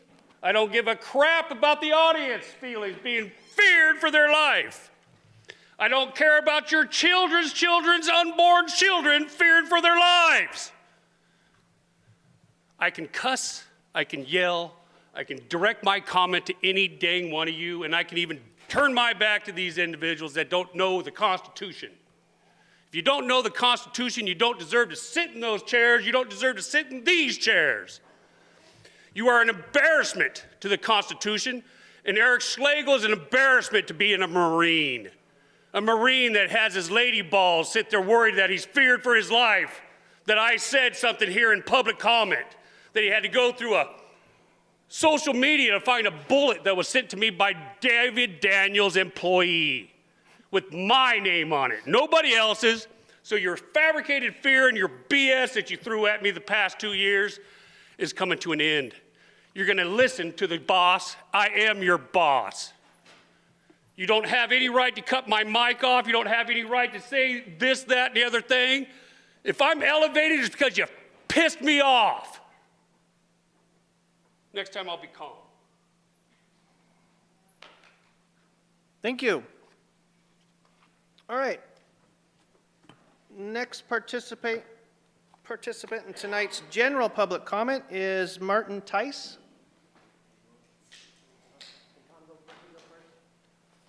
I'll go up first. Oh, sorry. It's okay. I thought we had this in the right order. They wanted me to go in a certain rotation. No so problem. here If we you go. would restate your name, sir, tell us where you live, and then you'll have 3 minutes. Thank you. Yes, sir. Yes, sir. I am TJ Tice. I'm from 1947 Portola Drive. Today I'm here regarding a vehicle crime that ravaged through our neighborhood on July 15th by Anthony Jacob Yates. I sent this whole panel an email earlier today that showed all the crime scene photos and the destruction that took place on our quiet little street that the DA is trying to dismiss as a car accident. Yates' so-called accident started at Riverside Elementary, where he barreled down Harvey Lane straight into some trash bins and sending them airborne. Did he stop?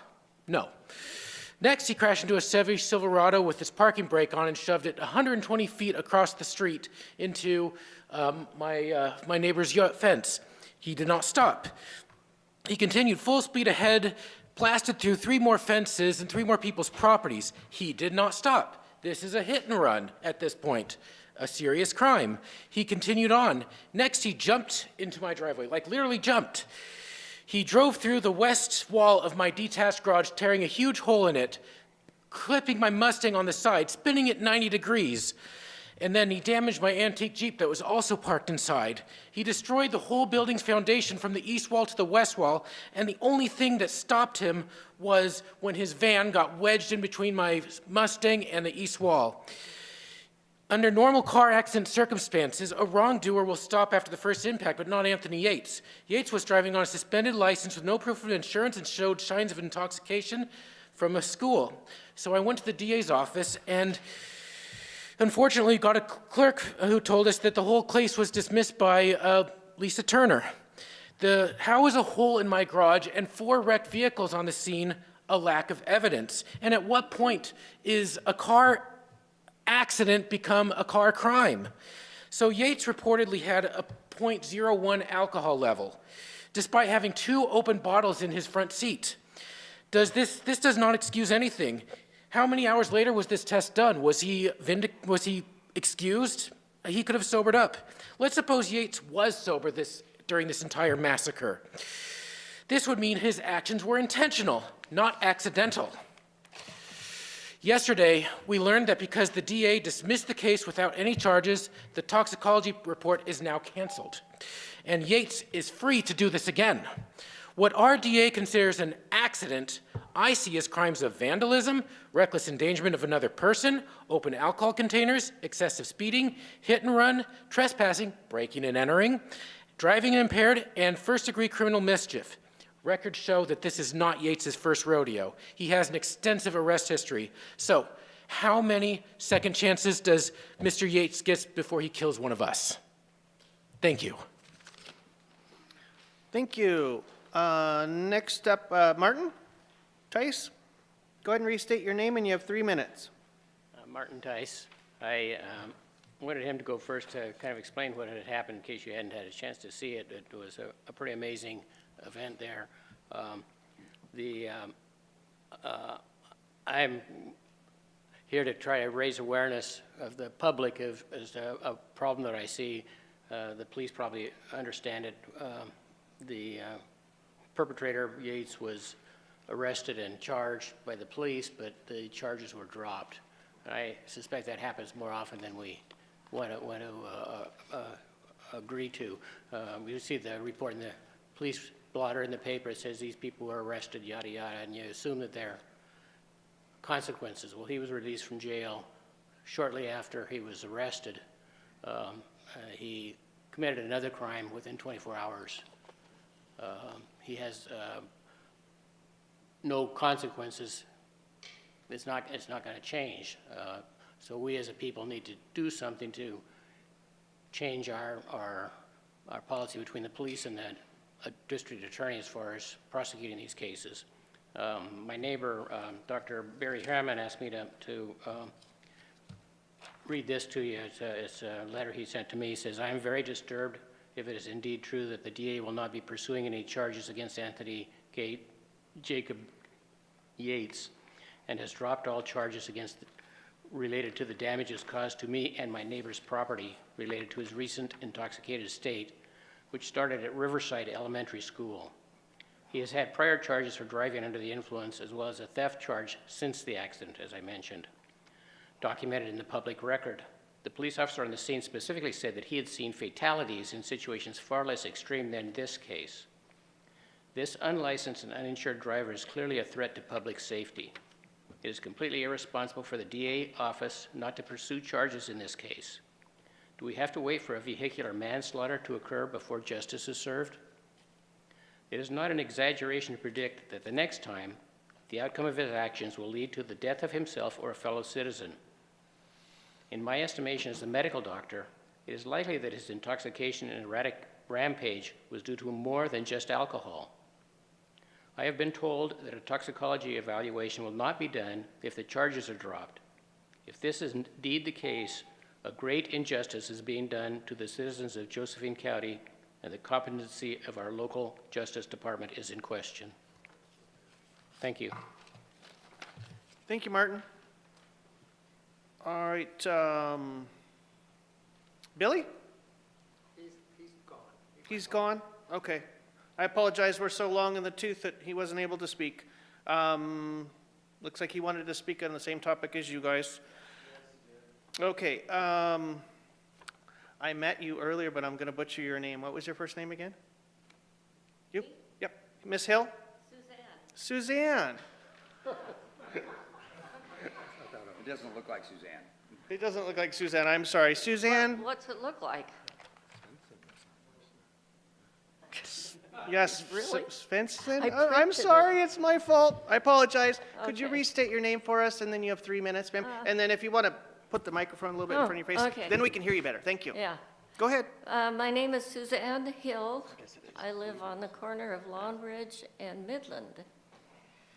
And I really don't want to be here, but I'm here because I'm desperate. I mean, really desperate.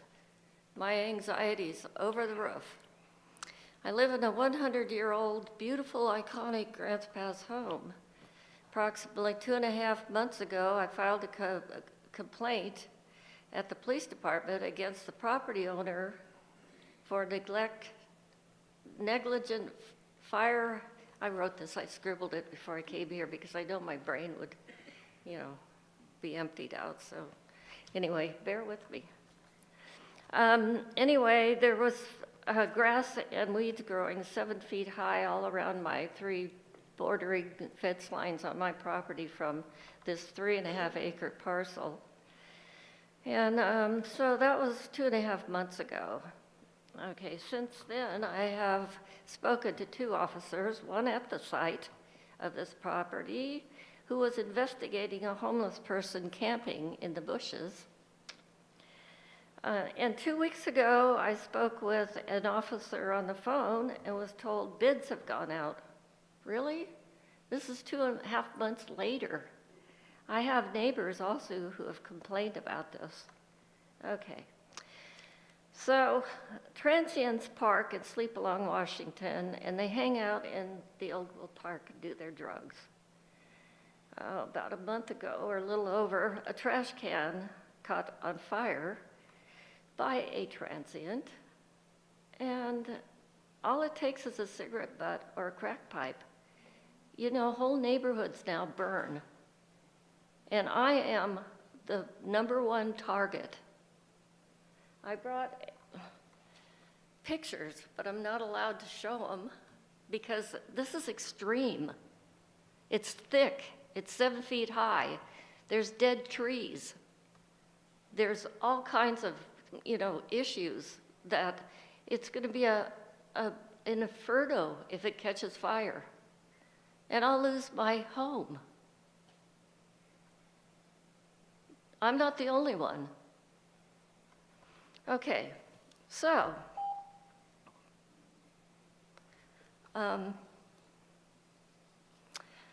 well, I'm only here because I want everybody to know. Why isn't the city taking care of this? Why? 2.5 months? Hot, dry? Everybody drives by there, they see it. The fire department's 2 blocks up. They drive by, they see it. I've had so many policemen around because of Ogle Park and the transients. Thank you. I'm not done. You have 3 minutes, ma'am, and then your 3 minutes is up. Well, Thank you for your participation. as of this date, it is negligence on the part of the city of Grants Pass. Thank you. Next up, Dale.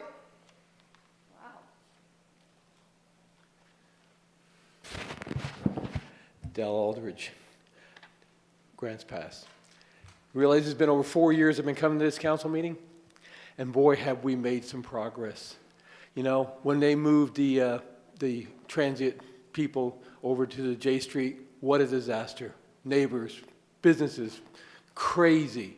Then you move to downtown, worse than I've ever seen. Zombies walking around downtown. Then you get this brilliant idea to move it down to Parker's Place. And I tell you what, I had everybody telling me, it ain't gonna work. They're gonna run that near. Go down there now. It is beautiful. The police have just stepped up to the point that I cannot believe. I mean, I've had people 2 minutes there for someone that is higher than a kite. You know, I mean, it's just amazing. The parking lot at the Frog parking lot there, I know you guys know this, but the public doesn't know. There's 5 businesses there. 4 are owned by women, including one is my wife. And the Parks Department and the police went through that parking lot, put cameras up right after our letter. Then they turned around and cleared the parking lot. There's no place to hide. There is not a place in that parking lot where a drug deal can't be made where it won't be on our cameras or your camera. Awesome. They have gotten the word. Across the street, there was no signs up, and then finally they put 1 sign up saying you can't lay on that little greens patch between. Now there's 4 signs. Nobody parks there. And then the businesses up the road, they gave up. They stopped reporting. They just said, I can't get it. I said, call it in. Now they're calling it in. It's becoming a beautiful part of town. Chief, your guys need to be medals on every one of them. They have really stepped up the whole process. It is amazing, and I'm just, I cannot believe how many times I've been up here yelling and screaming, and now I'm just happy as can be. We have a beautiful business that we celebrated 5 years, and these people are respecting, we're good neighbors. Bernie and I talk on text all the time. I get their supervisors or their managers, whatever, the guys in the yellow shirts, they come down there. How are you doing? What can we do? Eventually, they're going to come to our cleanups. And we're actually doing 3 cleanups a week now, only because of the intensity of the people. I can't believe people are yelling at us for filming a drug deal or drug person in the park. We get bashed on that. And then I got the biggest one was, oh, those ODs, they're not deaths. They're just near death. I said, no, they're deaths. My wife lost her brother to overdoses, to addiction. My brother-in-law died 2 years ago from a 30-year heroin act. The drugs are affecting everybody. But thank you, Thank you, Del. thank you. All right, Rika Brown, you're up.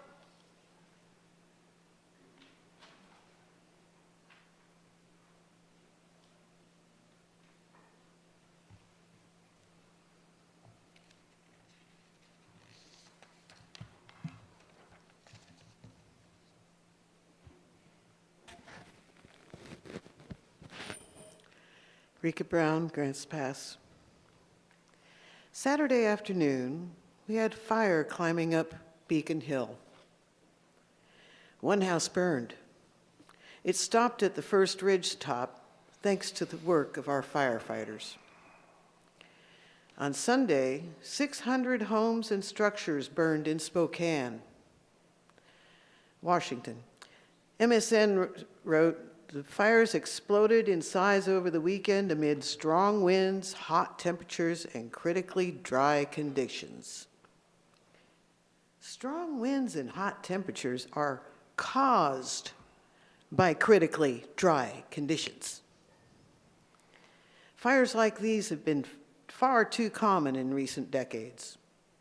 Up to the mid-'80s, fires didn't start anywhere near cities because cities were being watered by sprinklers every weekend of the growing season. We are told sprinklers evaporate half of what they throw before it reaches the ground. I heard that in landscape management in 2001, and it is true in most cases. Air also evaporates any water that doesn't soak into the ground, plants, fences, sidewalks, and streets. This does not waste water. It is used for beneficial purposes. It cools the area being watered.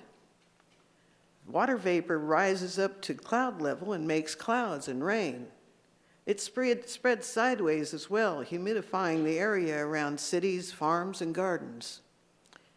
With every city, farm, and resident watering with sprinklers, every city was protected from wildfires, which happened only way out in the wilderness. In 1985, we had thunderstorms nearly every weekend of that summer. The exceptions were when people didn't water because they thought it would rain. On the other hand, in 1986, we were told before it happened that we were headed into drought, so don't water your lawn or wash your cars. That summer, we had 103 days without rain. If we had been watering as usual, we would have had rain regardless. We never heard of dried lightning storms causing fires near cities in Oregon in those days. We didn't hear about cities being torched by firebugs. Gravity winds were mild or non-existent. I remember one such wind event in Tillamook, Oregon in midwinter. We had a foot of snow that melted away overnight, causing flooding in the flat land. Thank you. Thank you. Patrick Rooney?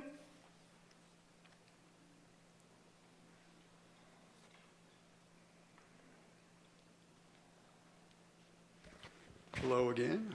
Patrick Rooney, Josephine County. I was going to talk about something else, but I just wanted to answer a couple of the council people were commenting on free speech. The council members, you guys own businesses.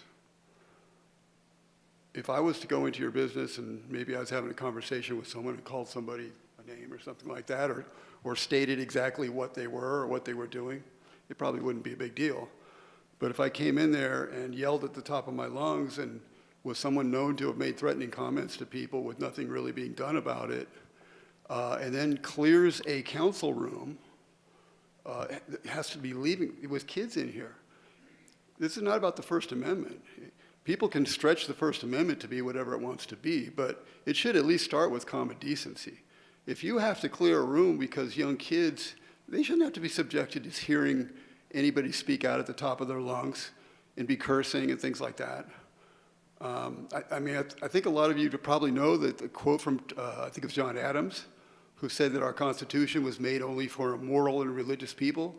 As soon as we lose that, we're toast. So I know that in your business, you wouldn't want this guy to come in and act like a crazy man. I'm sorry, I said a bad word. Act inappropriately, or I know you have a business as well, counselor, and I know you guys. I think you guys are decent people. I have nothing against you, but I think if they went into your business and did that, you would rightfully want to get them the hell out of there. So I think we have to make distinctions here, and I just think it's kind of obscene what happened with this man and treating him with kid gloves. And I think it's indicative, as much as the hard work that's being done, and the police has been doing great with Parker's Place and all that, but it does worry me that this kind of attitude is what has created a lot of the problems that we have to begin with, where we have a slap on the wrist kind of idea when people over and over and over again show themselves that they shouldn't be out in public, but yet they're let back out on the street over and over and over, and it's really, really disgusting. We have a great city. We have a lot to be proud of. You guys do some great work, but I think we need to close some of these loopholes here and get real about some of the serious things that are going on and some of the serious behavior. At some point, we have to call it what it is and take the actions necessary. And if we're not doing that, I think we're kidding ourselves. Thank you, guys. Thank you, Patrick. All right, Bradley Jackson? Bradley? All right. Holly Christensen? Holly? All right. That is all the blue cards I have for tonight. So thank you very much for your participation in general public comment. Next on our agenda is the consent agenda. Can I get that put on the screen, please? All right, we have a consent agenda, items A through Q. Do I have a counselor that would like to read off the consent agenda items for tonight? Rob said he can do it. Thank you very much, Rob. Okay, let's see. Okay, consent agenda. Item A, resolution authorizing the city manager to enter into a contract for FY27 overlays, project number TR 6372. A resolution authorizing city manager to enter into a contract for the water restoration plant waste scale installation, project number WA 6447. C, resolution authorizing city manager to enter into a memorandum of understanding with ADAPT Integrated Healthcare. D, resolution amending the comprehensive fee schedule for parks fees, downtown all plaza fees, and other revisions. E, motion approving the minutes of the City Council meeting of July 15th, 2026. F, motion approving the minutes of the City Council special meeting of July 22nd, 2026. G, motion acknowledging the minutes of the Bikeways and Walkways Committee meeting of June 9th, 2026. H, motion acknowledging the minutes of the Tourism Advisory Committee meeting of June 2nd, 2026. I, motion acknowledging the minutes of the Urban Area Planning Commission meeting of June 24th, 2026. J, motion acknowledging the minutes of the Development Code Review Task Force meeting of May 21st, 2026. K, motion acknowledging the minutes of the Small Business Task Force meeting of May 13th, 2026. L, motion acknowledging the minutes of the Small Business Task Force meeting May 27th, 2026. M, motion acknowledging the minutes of the Small Business Task Force meeting of June 24th, 2026. And motion acknowledging the minutes of the Tourism Advisory Committee meeting of June 2nd, 2026.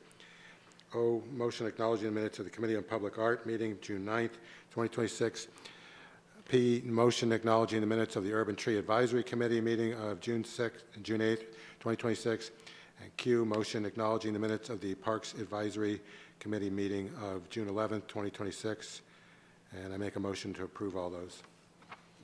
Thank you. There's a motion on the dais to approve the consent agenda as read with a second from Seth. Any further discussion? All right.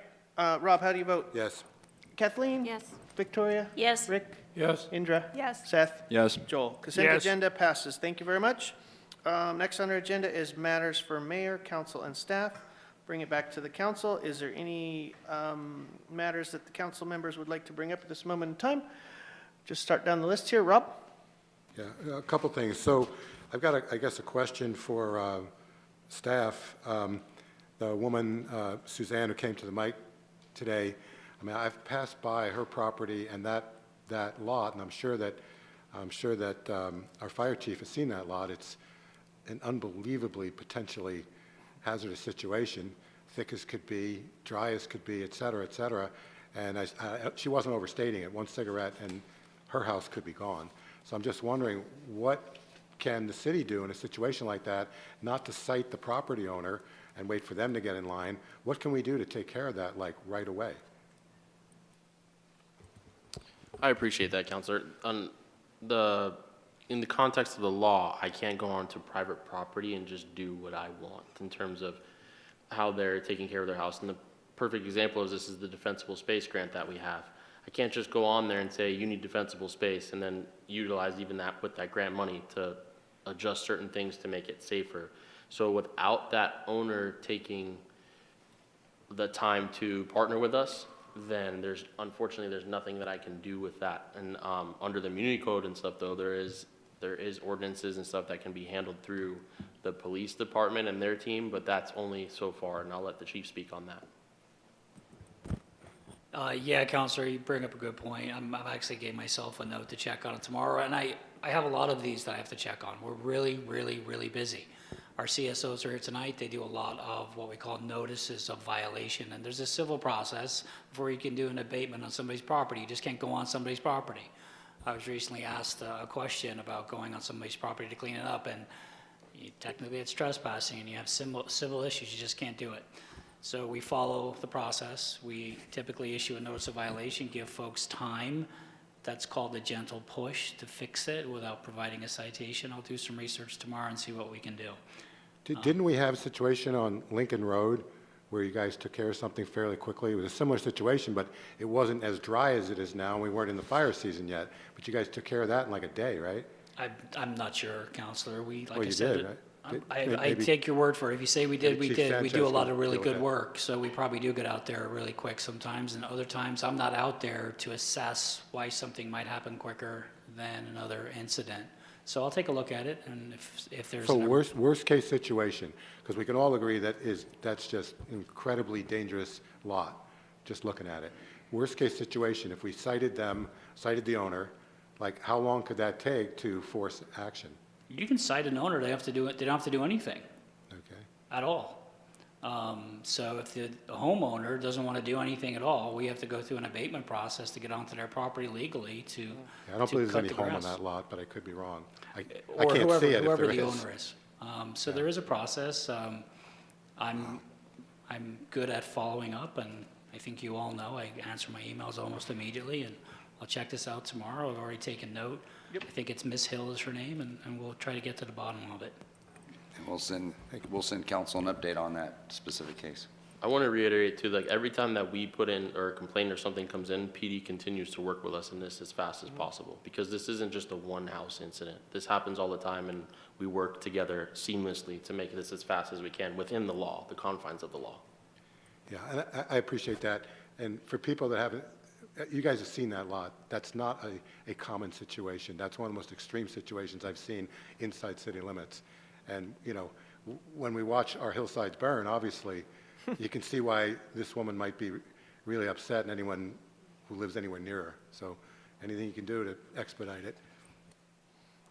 And there was a situation previously, about a year ago, where there was neighborhood complaint about an abandoned building on a piece of property, and I actually worked with Bradley in regards to notifying that landowner of, basically kind of bring it to his attention that there was one of his abandoned buildings on his property was being used as kind of a drug house and all that stuff. And that was very effective, because that homeowner or that landowner who wasn't residing here didn't actually even know. So that could be another course of action that we could work with planning to reach out to that homeowner and just have them aware. So that's another course of action we can do. But as well as, I had a conversation with Susan earlier today, and I basically gave her my card as well as Aaron's card and asked to follow up with her to make sure that she was being attended to. Kathleen? Yeah, we hear you loud and clear about what the DA is not doing. We are equally probably discouraged that not more is done. Don't know exactly why, but I want to tell you from the city's standpoint that we have made a request with the state to repeal SB 48, which is the catch and release law. And this gives us all the more reason to add a municipal court. So there are different aspects that the city is working on, and I'm sorry that this has happened to you. I'm sure you're not an isolated incident, and thank you for bringing this to our attention, personally and in person, live. I wanted to talk about some meeting minutes from the AMPAC meeting, which is the Addictions, Mental Health, Public Health Advisory Committee. I was at their meeting, and it sounds like they are enlisting, most of the agencies there are enlisting their mobile crisis 24/7 to get to Parker's Place and connect with the residents there and get them, make them aware of the resources and to get them assessed and signed up for services. So I think they are working with Mint to get this done, which was really encouraging to hear, on track and choices and a lot of the services that are, and mental health that need to be there. They also reported that they wanted to invite Bernie to speak at their next meeting and talk to them about how he sees things and how they can better work together. The prevention and treatment services have applications in for the opiate funding, and HIV Alliance is getting money from that. Mental health is getting money from the opiate funding, and Grants Pass Sobering Center. Also, I think On Track, which is now called Continuum Behavioral Health, not On Track anymore. So that's just a little update from that committee. And then we did have a committee meeting with the Homeless Oversight, which Seth can add to this. The manager from Bimart did say that they're having a lot of car campers in their back parking lot, hanging out in the lot and doing things that are not permitted in the shelter. So that has been brought to everybody's attention. Bernie said he's aware of that, and he's putting his supervisors on note to keep extra watch there. They have housed now 124 people. They've had 6 people placed in drug treatment so far. They've had to remove a couple of residents for stealing, such as at Bimart, or doing drugs and alcohol on the property. I guess 8 people have gotten housed. Bernie is working on the pallet shelter to house the rest of the 20 to 30 people for Phase 4 opening.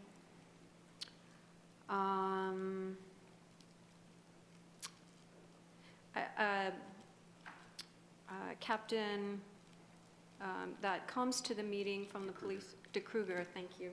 Captain DeKruger said that every morning the police have a briefing in the mornings to attend to the things at Parker's Place, so that's really encouraging. We're really happy to hear about the cleanup of the vegetation in the frog lot and with the cameras. Trash is a big concern, but it's being addressed. They're enlisting, Mint, I guess, is hiring concierge services for searching through possessions and having nighttime oversight of Elk Island. Cameras are going in, and they named the person that is putting them in. As of August 1st, Mint is supposedly taking over Elk Island operations, and Bernie is moving on to other projects. Let's see. Do you want to add anything, Seth? I think the only thing I was gonna add is that they did open the remaining beds. I think, was it today? I think it was this morning I saw. So, and I was actually curious if I can, I don't know who can answer this, but is there a timeline on the 7th Street camp and what the next step is there? Yeah, it'll be closed on Friday. Okay, cool. All right, Victoria? Yeah, I think we all had, from the people who spoke tonight, a lot of the same things to talk about. So, Mike, I was wondering, as they were speaking about the this terrible incident that happened on their property, if, and I don't know if you can answer this, but I was thinking as they were talking, would a municipal court have helped that? Would there have been any recourse for those people to go there? I don't know. Well, that was what I was wondering, and that's what I was going to ask. Maybe, depends. Maybe. There was a lot that happened with this case. I'm as surprised as the homeowners, frankly. I did get a briefing on this earlier today, and I'm disappointed. But without knowing all of the details, there's only certain things a municipal court can deal with. Property damage at that level, probably not. There was houses, fences, a lot of destruction. And then there was a Dewey involved, so we could do the Dewey side of it, depending. So there's yeses and there's nos within my answer, is my point, but I'll end with saying I'm also disappointed. Oh, thank you. Thank you for speaking about that. And and I'm really glad to hear, thank you for when you said you were writing down the Suzanne's concern, because I know you guys do that. So thank you for that as well. And then the last thing that I was going to say before the other people in the public spoke was just thank you again to the fire and police for the second fire in a row that you just protected our town from. And it's amazing work that you do, and we are so lucky to have you. And so I just wanted to lend my appreciation and thanks for that fire down at Tom Pierce. I don't know how involved, I don't know any of the parameters, but I imagine you were all involved with it, so thank you. Any other counselors? Indra and then Seth. Indra? Oops, I'll just go through these really quickly. So I'm, as you are, Chief, horrified with this Yates incident. And is there anything we as the city or council can do to encourage the DA to press charges or turn that around? Is there anything? So I certainly can't speak for the DA's office regarding their charging decisions and their matrix and their rules and policies and procedures, but I did encourage one of the homeowners that he should reach out to the DA, and he's a good man, and just talk to him. There could be specific reasons as to why they didn't file that I'm not familiar with. Case law is a monster these days. The Oregon rules and case law and Supreme Courts and Oregon Supreme Courts and DUI laws, it's very, very tricky and cumbersome. So there may be some things in there that even I'm not familiar with regarding their decision matrix, but I did recommend that they reach out to our DA, who is in my opinion, a good man, and we'll talk to them about the process. Thank you, because just let us know if there's anything we can do as a council, because it could have been a fatality, could have killed a child or an adult, and we don't obviously want to, we want prevention, not just reaction all the time. Suzanne, so my concern with that is going forward, but also she said 2.5 months. So specifically, have we already contacted the homeowner? Where are we in that process? And why did it take so long? Yeah, Counselor, I don't know exactly where we're at in the process. What I think I heard from the homeowner is it sounds like she might have spoken with a community service officer who may have, and I'm speculating because I don't know, but I'm just thinking the process. He or she has probably reached out to a vendor to cut the grass, cut the weeds back. We don't have the equipment just to run in there and do it, so we have to outreach a vendor, and we use solid waste dollars to mitigate those types of properties. So I don't know the ins and outs. I apologize, That's but okay. I will look into it tomorrow, and we'll figure out Thank how to you. get to the bottom of this. Because it seems like if ASAP. there's an agreeable homeowner and it gets done for free for them, they would be all for it, and we could have done it much more quickly. Thank you for getting on that and letting us know. No, I don't think you do it for free. Kathleen, I just wanted to thank you for that thorough report. That was really good to hear, and I'm very happy that Dell is happy. So that was awesome to hear. And Patrick, so I wanted to address that. Yes, as business owners, depending on the business, now I don't get too many people yelling at me, but they do. They come in and vent, and sometimes people just need to vent, and you just need to listen. They just want to know that you're listening to them. So that does happen. And, you know, we'll just go from here, but I feel like we're going to be doing better. Thank you. Seth? Yeah, I just have two quick things. I did a ride-along last Wednesday night, because I originally thought we had a council meeting, so it worked out. And it was great, actually. I think we were out there till midnight, and I think we arrested 5 people in that time span. So we were going all over town. So I just want to, give a shout out to the police for that and all the hard work they're doing. There's a lot going on out there, especially in the summertime and at night. But most of it was, none of it was really around Parker's Place. We did go down to Tussing at one point, but it was good. And, a lot of drug-related arrests and things like that. So I just want to give a shout out there. And then secondly, I just want to give a public shout out. It may have gotten brought up at a council meeting in the past, but the Parkway Fire Station needed to be repainted. And so some community, local businesses and nonprofits stepped up. So I just wanted to shout out Sherwin-Williams. I think they obviously put it together and donated some of the paint.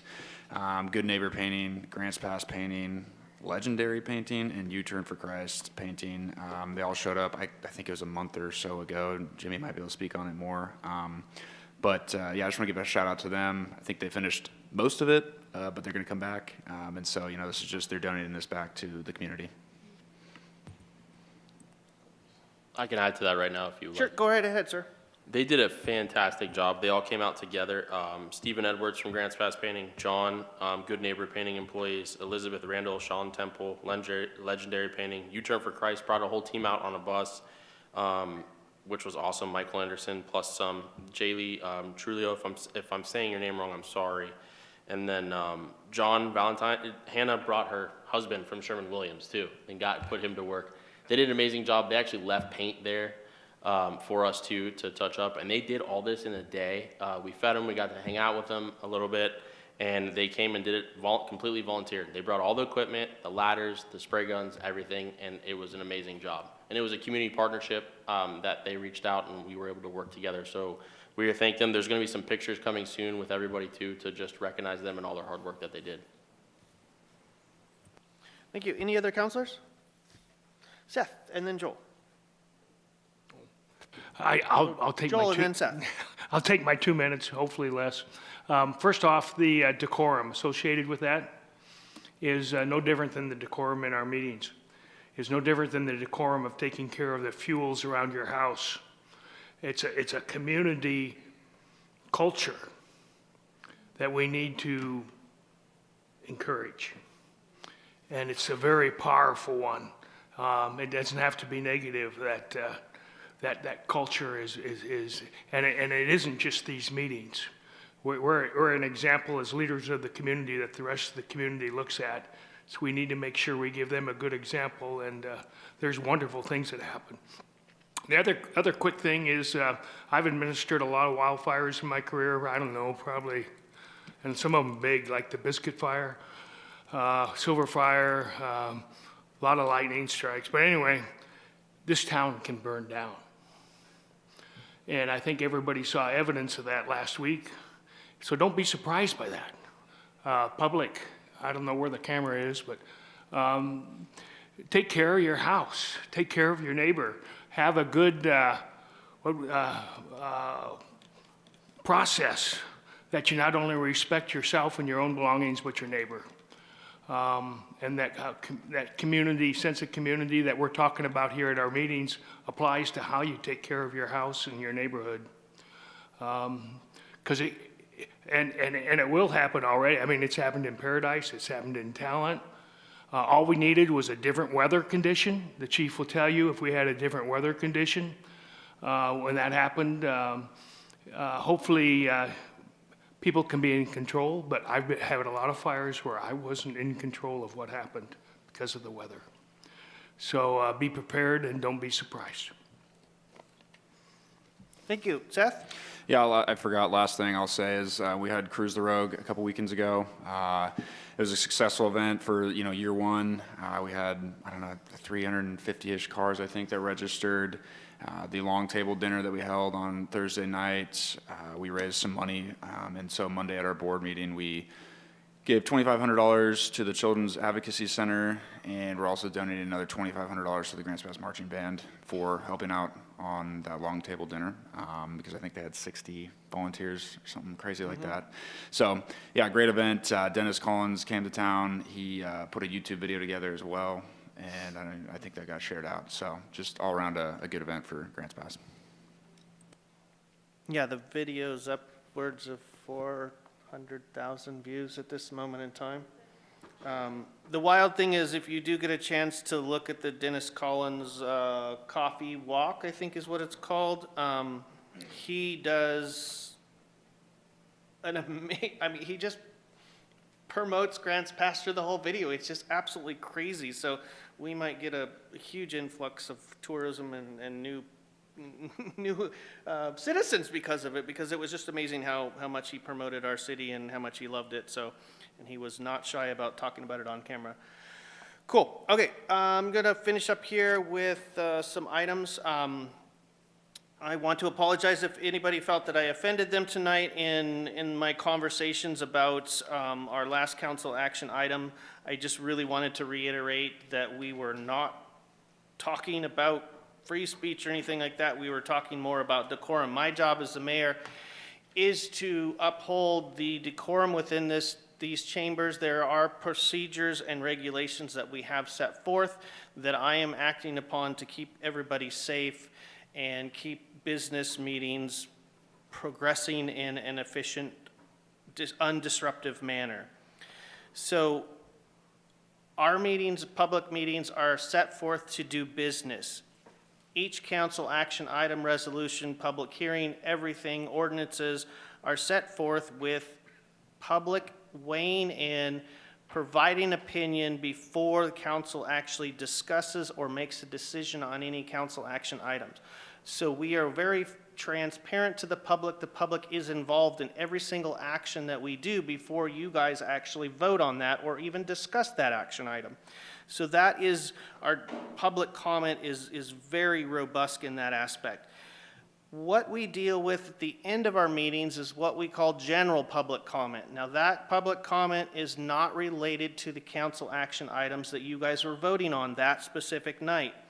This is open primarily for the public to come and express their opinions or bring up things that are within our purview or our jurisdiction that we can actually have an effect on, that we can actually control, that we can actually do something about. I believe all the people that spoke today about the horrifying car accident, that's very tragic and all, but the theme of their complaint was that the DA was not doing their job, or the DA wasn't doing the job to their satisfaction. We, again, do not have jurisdiction over the DA. The DA is county. So that's another item that's outside of our jurisdiction. it was very sympathetic that we were able to listen to them and try to help, but realistically, that's outside of our jurisdiction. I would like tonight to encourage the council to, in an upcoming workshop, to have a robust conversation in regards to the actual effectiveness of general public comment to the actual action items in the business that we do. I think it's prudent with some of the actions that we've seen in the last year and a half or greater previous to that, and then the examples that happened tonight. I think it's prudent that we actually dive down and have a very robust conversation in regards to our general public comment that we put at the end of the meetings. So if council has the appetite to have that discussion, I can put that on an upcoming workshop. If you want time to think about it, that's great, but I think it's, you know, more than time that I think it would be good time for us to have that conversation. With that aspect, that's all I had to say. I want to say Cruiser Rogue was great. It was a great event. I think it brought a lot of tourism and economics to our city. Before the event was even kicked off, I got notice from participants from Main Street that all the hotels were full, and they actually had to start diving into Airbnbs. So we had more people here that 4 days than we have in a long time, and that's just positive because it's a huge economic driver for our city. The kids, the lemonade stand participate. That's coming this weekend. It's great. It's so cute. They gave me a pink lemonade, and it's real lemonade. It's super tart. I can't even finish it. But it's awesome. Thank you very much to all of our public servants, and thanks for Chief Sanchez for protecting us. I don't think we could have had a better chief now, because he seems to be on top of everything. For the fact that we've had in the last week and a half 2 fires that were touching and within our city limits, and that were done and we've been protected. I mean, I want to thank him and everybody that's participated. I mean, they're here, they're putting their heart and soul to protect our city, so that they deserve our praise and our admiration. I don't have anything else to add, so I'll bring it over to staff. Anything from you guys? Yeah, I just had like 2 budget items I wanted to mention to council. During this year's budget process, the budget committee made a recommendation to utilize some urban renewal agency dollars to help offset some funding, some bond debt funding in the wastewater treatment plant. During our due diligence process of making that happen for council and talking with other legal counsels, it was determined that that was not a permissible use of the funds. So although I know council greatly appreciated that recommendation and staff did, and working with the budget committee, unfortunately that's something that we're not able to do. So doesn't make any changes into the adopted budget. It's just that those $222,000 would not be allocated towards that goal. The other is level of service budget discussion. I sent an email to Mayor Council. Staff is needing some additional clarification from you so we can make sure we're hitting the target for you. We have coming up on August 31st a discussion of level of service / budget discussion. That's very broad, and we want to make sure that if you want to hit it broad, that's wonderful. Do you want to talk about water, our enterprise funds, our capital funds, general fund, or do you want to focus on general fund first? That in itself would be a good direction for us to go if we had knowledge of, do you want to do all 3 major funds, or do you want to do just one fund to look at? Do you want to look at, when it comes to level of service, what would $250,000 do to this budget if they got an additional $250? What would happen if they had to remove $250? We can give you some hypotheticals. Just trying to figure out from a conversation perspective what council's looking for in that discussion, so we can get you something so you can discuss where you're wanting to go with that. So just seeking some additional direction, not specifically trying to call you out tonight on it, but if you could email me some ideas that you might have to help us frame something for you, we'll try to hit that target for you. Thank you. Do you guys have any questions in regards to Aaron's request? Okay, thank you. Anybody else? Just a quick comment. I didn't mean to be short when I think Councilor Benham asked about the 7th Street camp closing, but it will be closed on Friday, which also means that I expect some issues probably over the weekend. We'll have some more displacement. And it's a reminder to the community to please call us. If you don't call us, we don't know, we can't help. We're pretty busy, but we focus in on community when they have specific problems, like Dell mentioned at the Frog Lot, for example. Crime prevention through environmental design works. It's not that difficult. You just have to get after it, and we have the right people in place to get after problems. We will see more problems in our community, period. But I think we've weathered quite the storm, and we're in pretty good shape. My folks are prepared, and it's just another shout out to community. Just please call us so we can help out together, because this is a team. I hate to say team sport, but it is. It's a team. We need community to work with us. I just want to add from an enforcement perspective, one of the things we talked about was the vegetation and the issue that Susan mentioned. And it was talked about funding that we would go in. We may have to go in and abate some of that. But that's not for free money. It's not the property owner doesn't get that money. It was maybe interpreted, or I heard from council that, oh, well, why would a property owner not want to do that if they get to do it for free? No, it's not free. We have funds to do it, but we'll put a lien on their property to make it happen. So we're not giving away money for people to clean their brush up if they've got a code violation. You know, that's why kind of it behooves us to work with the planning department.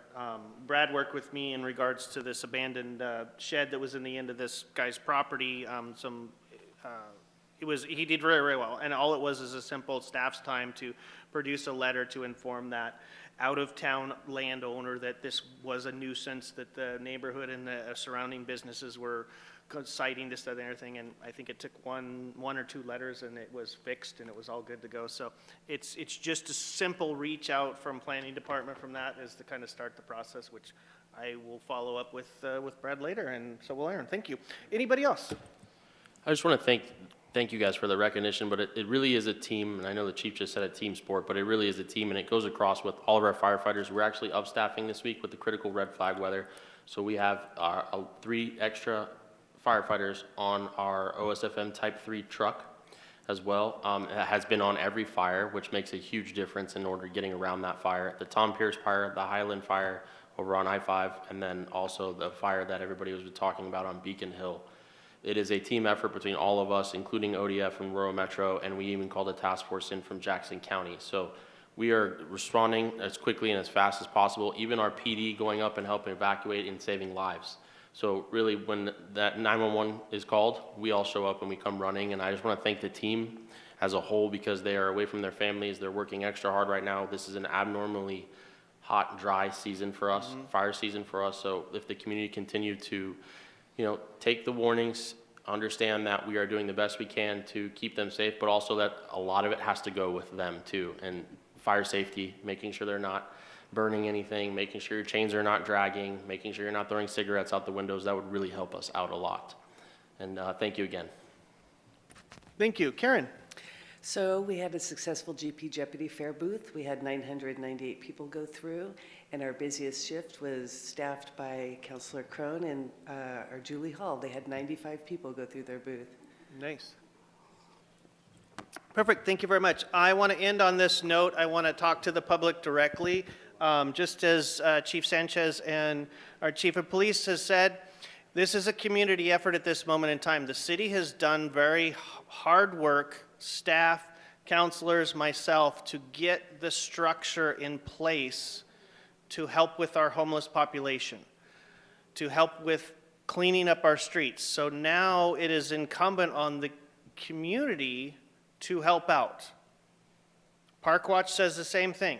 If you see something, say something. You need to report something. If we have a nuisance in your business, you need to report it.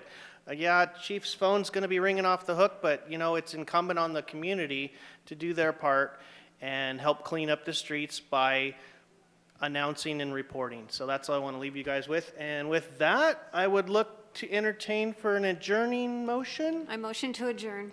Kathleen motions to adjourn with a second from Rick. Everybody in favor, say yay. Good night. Thank you for your participation.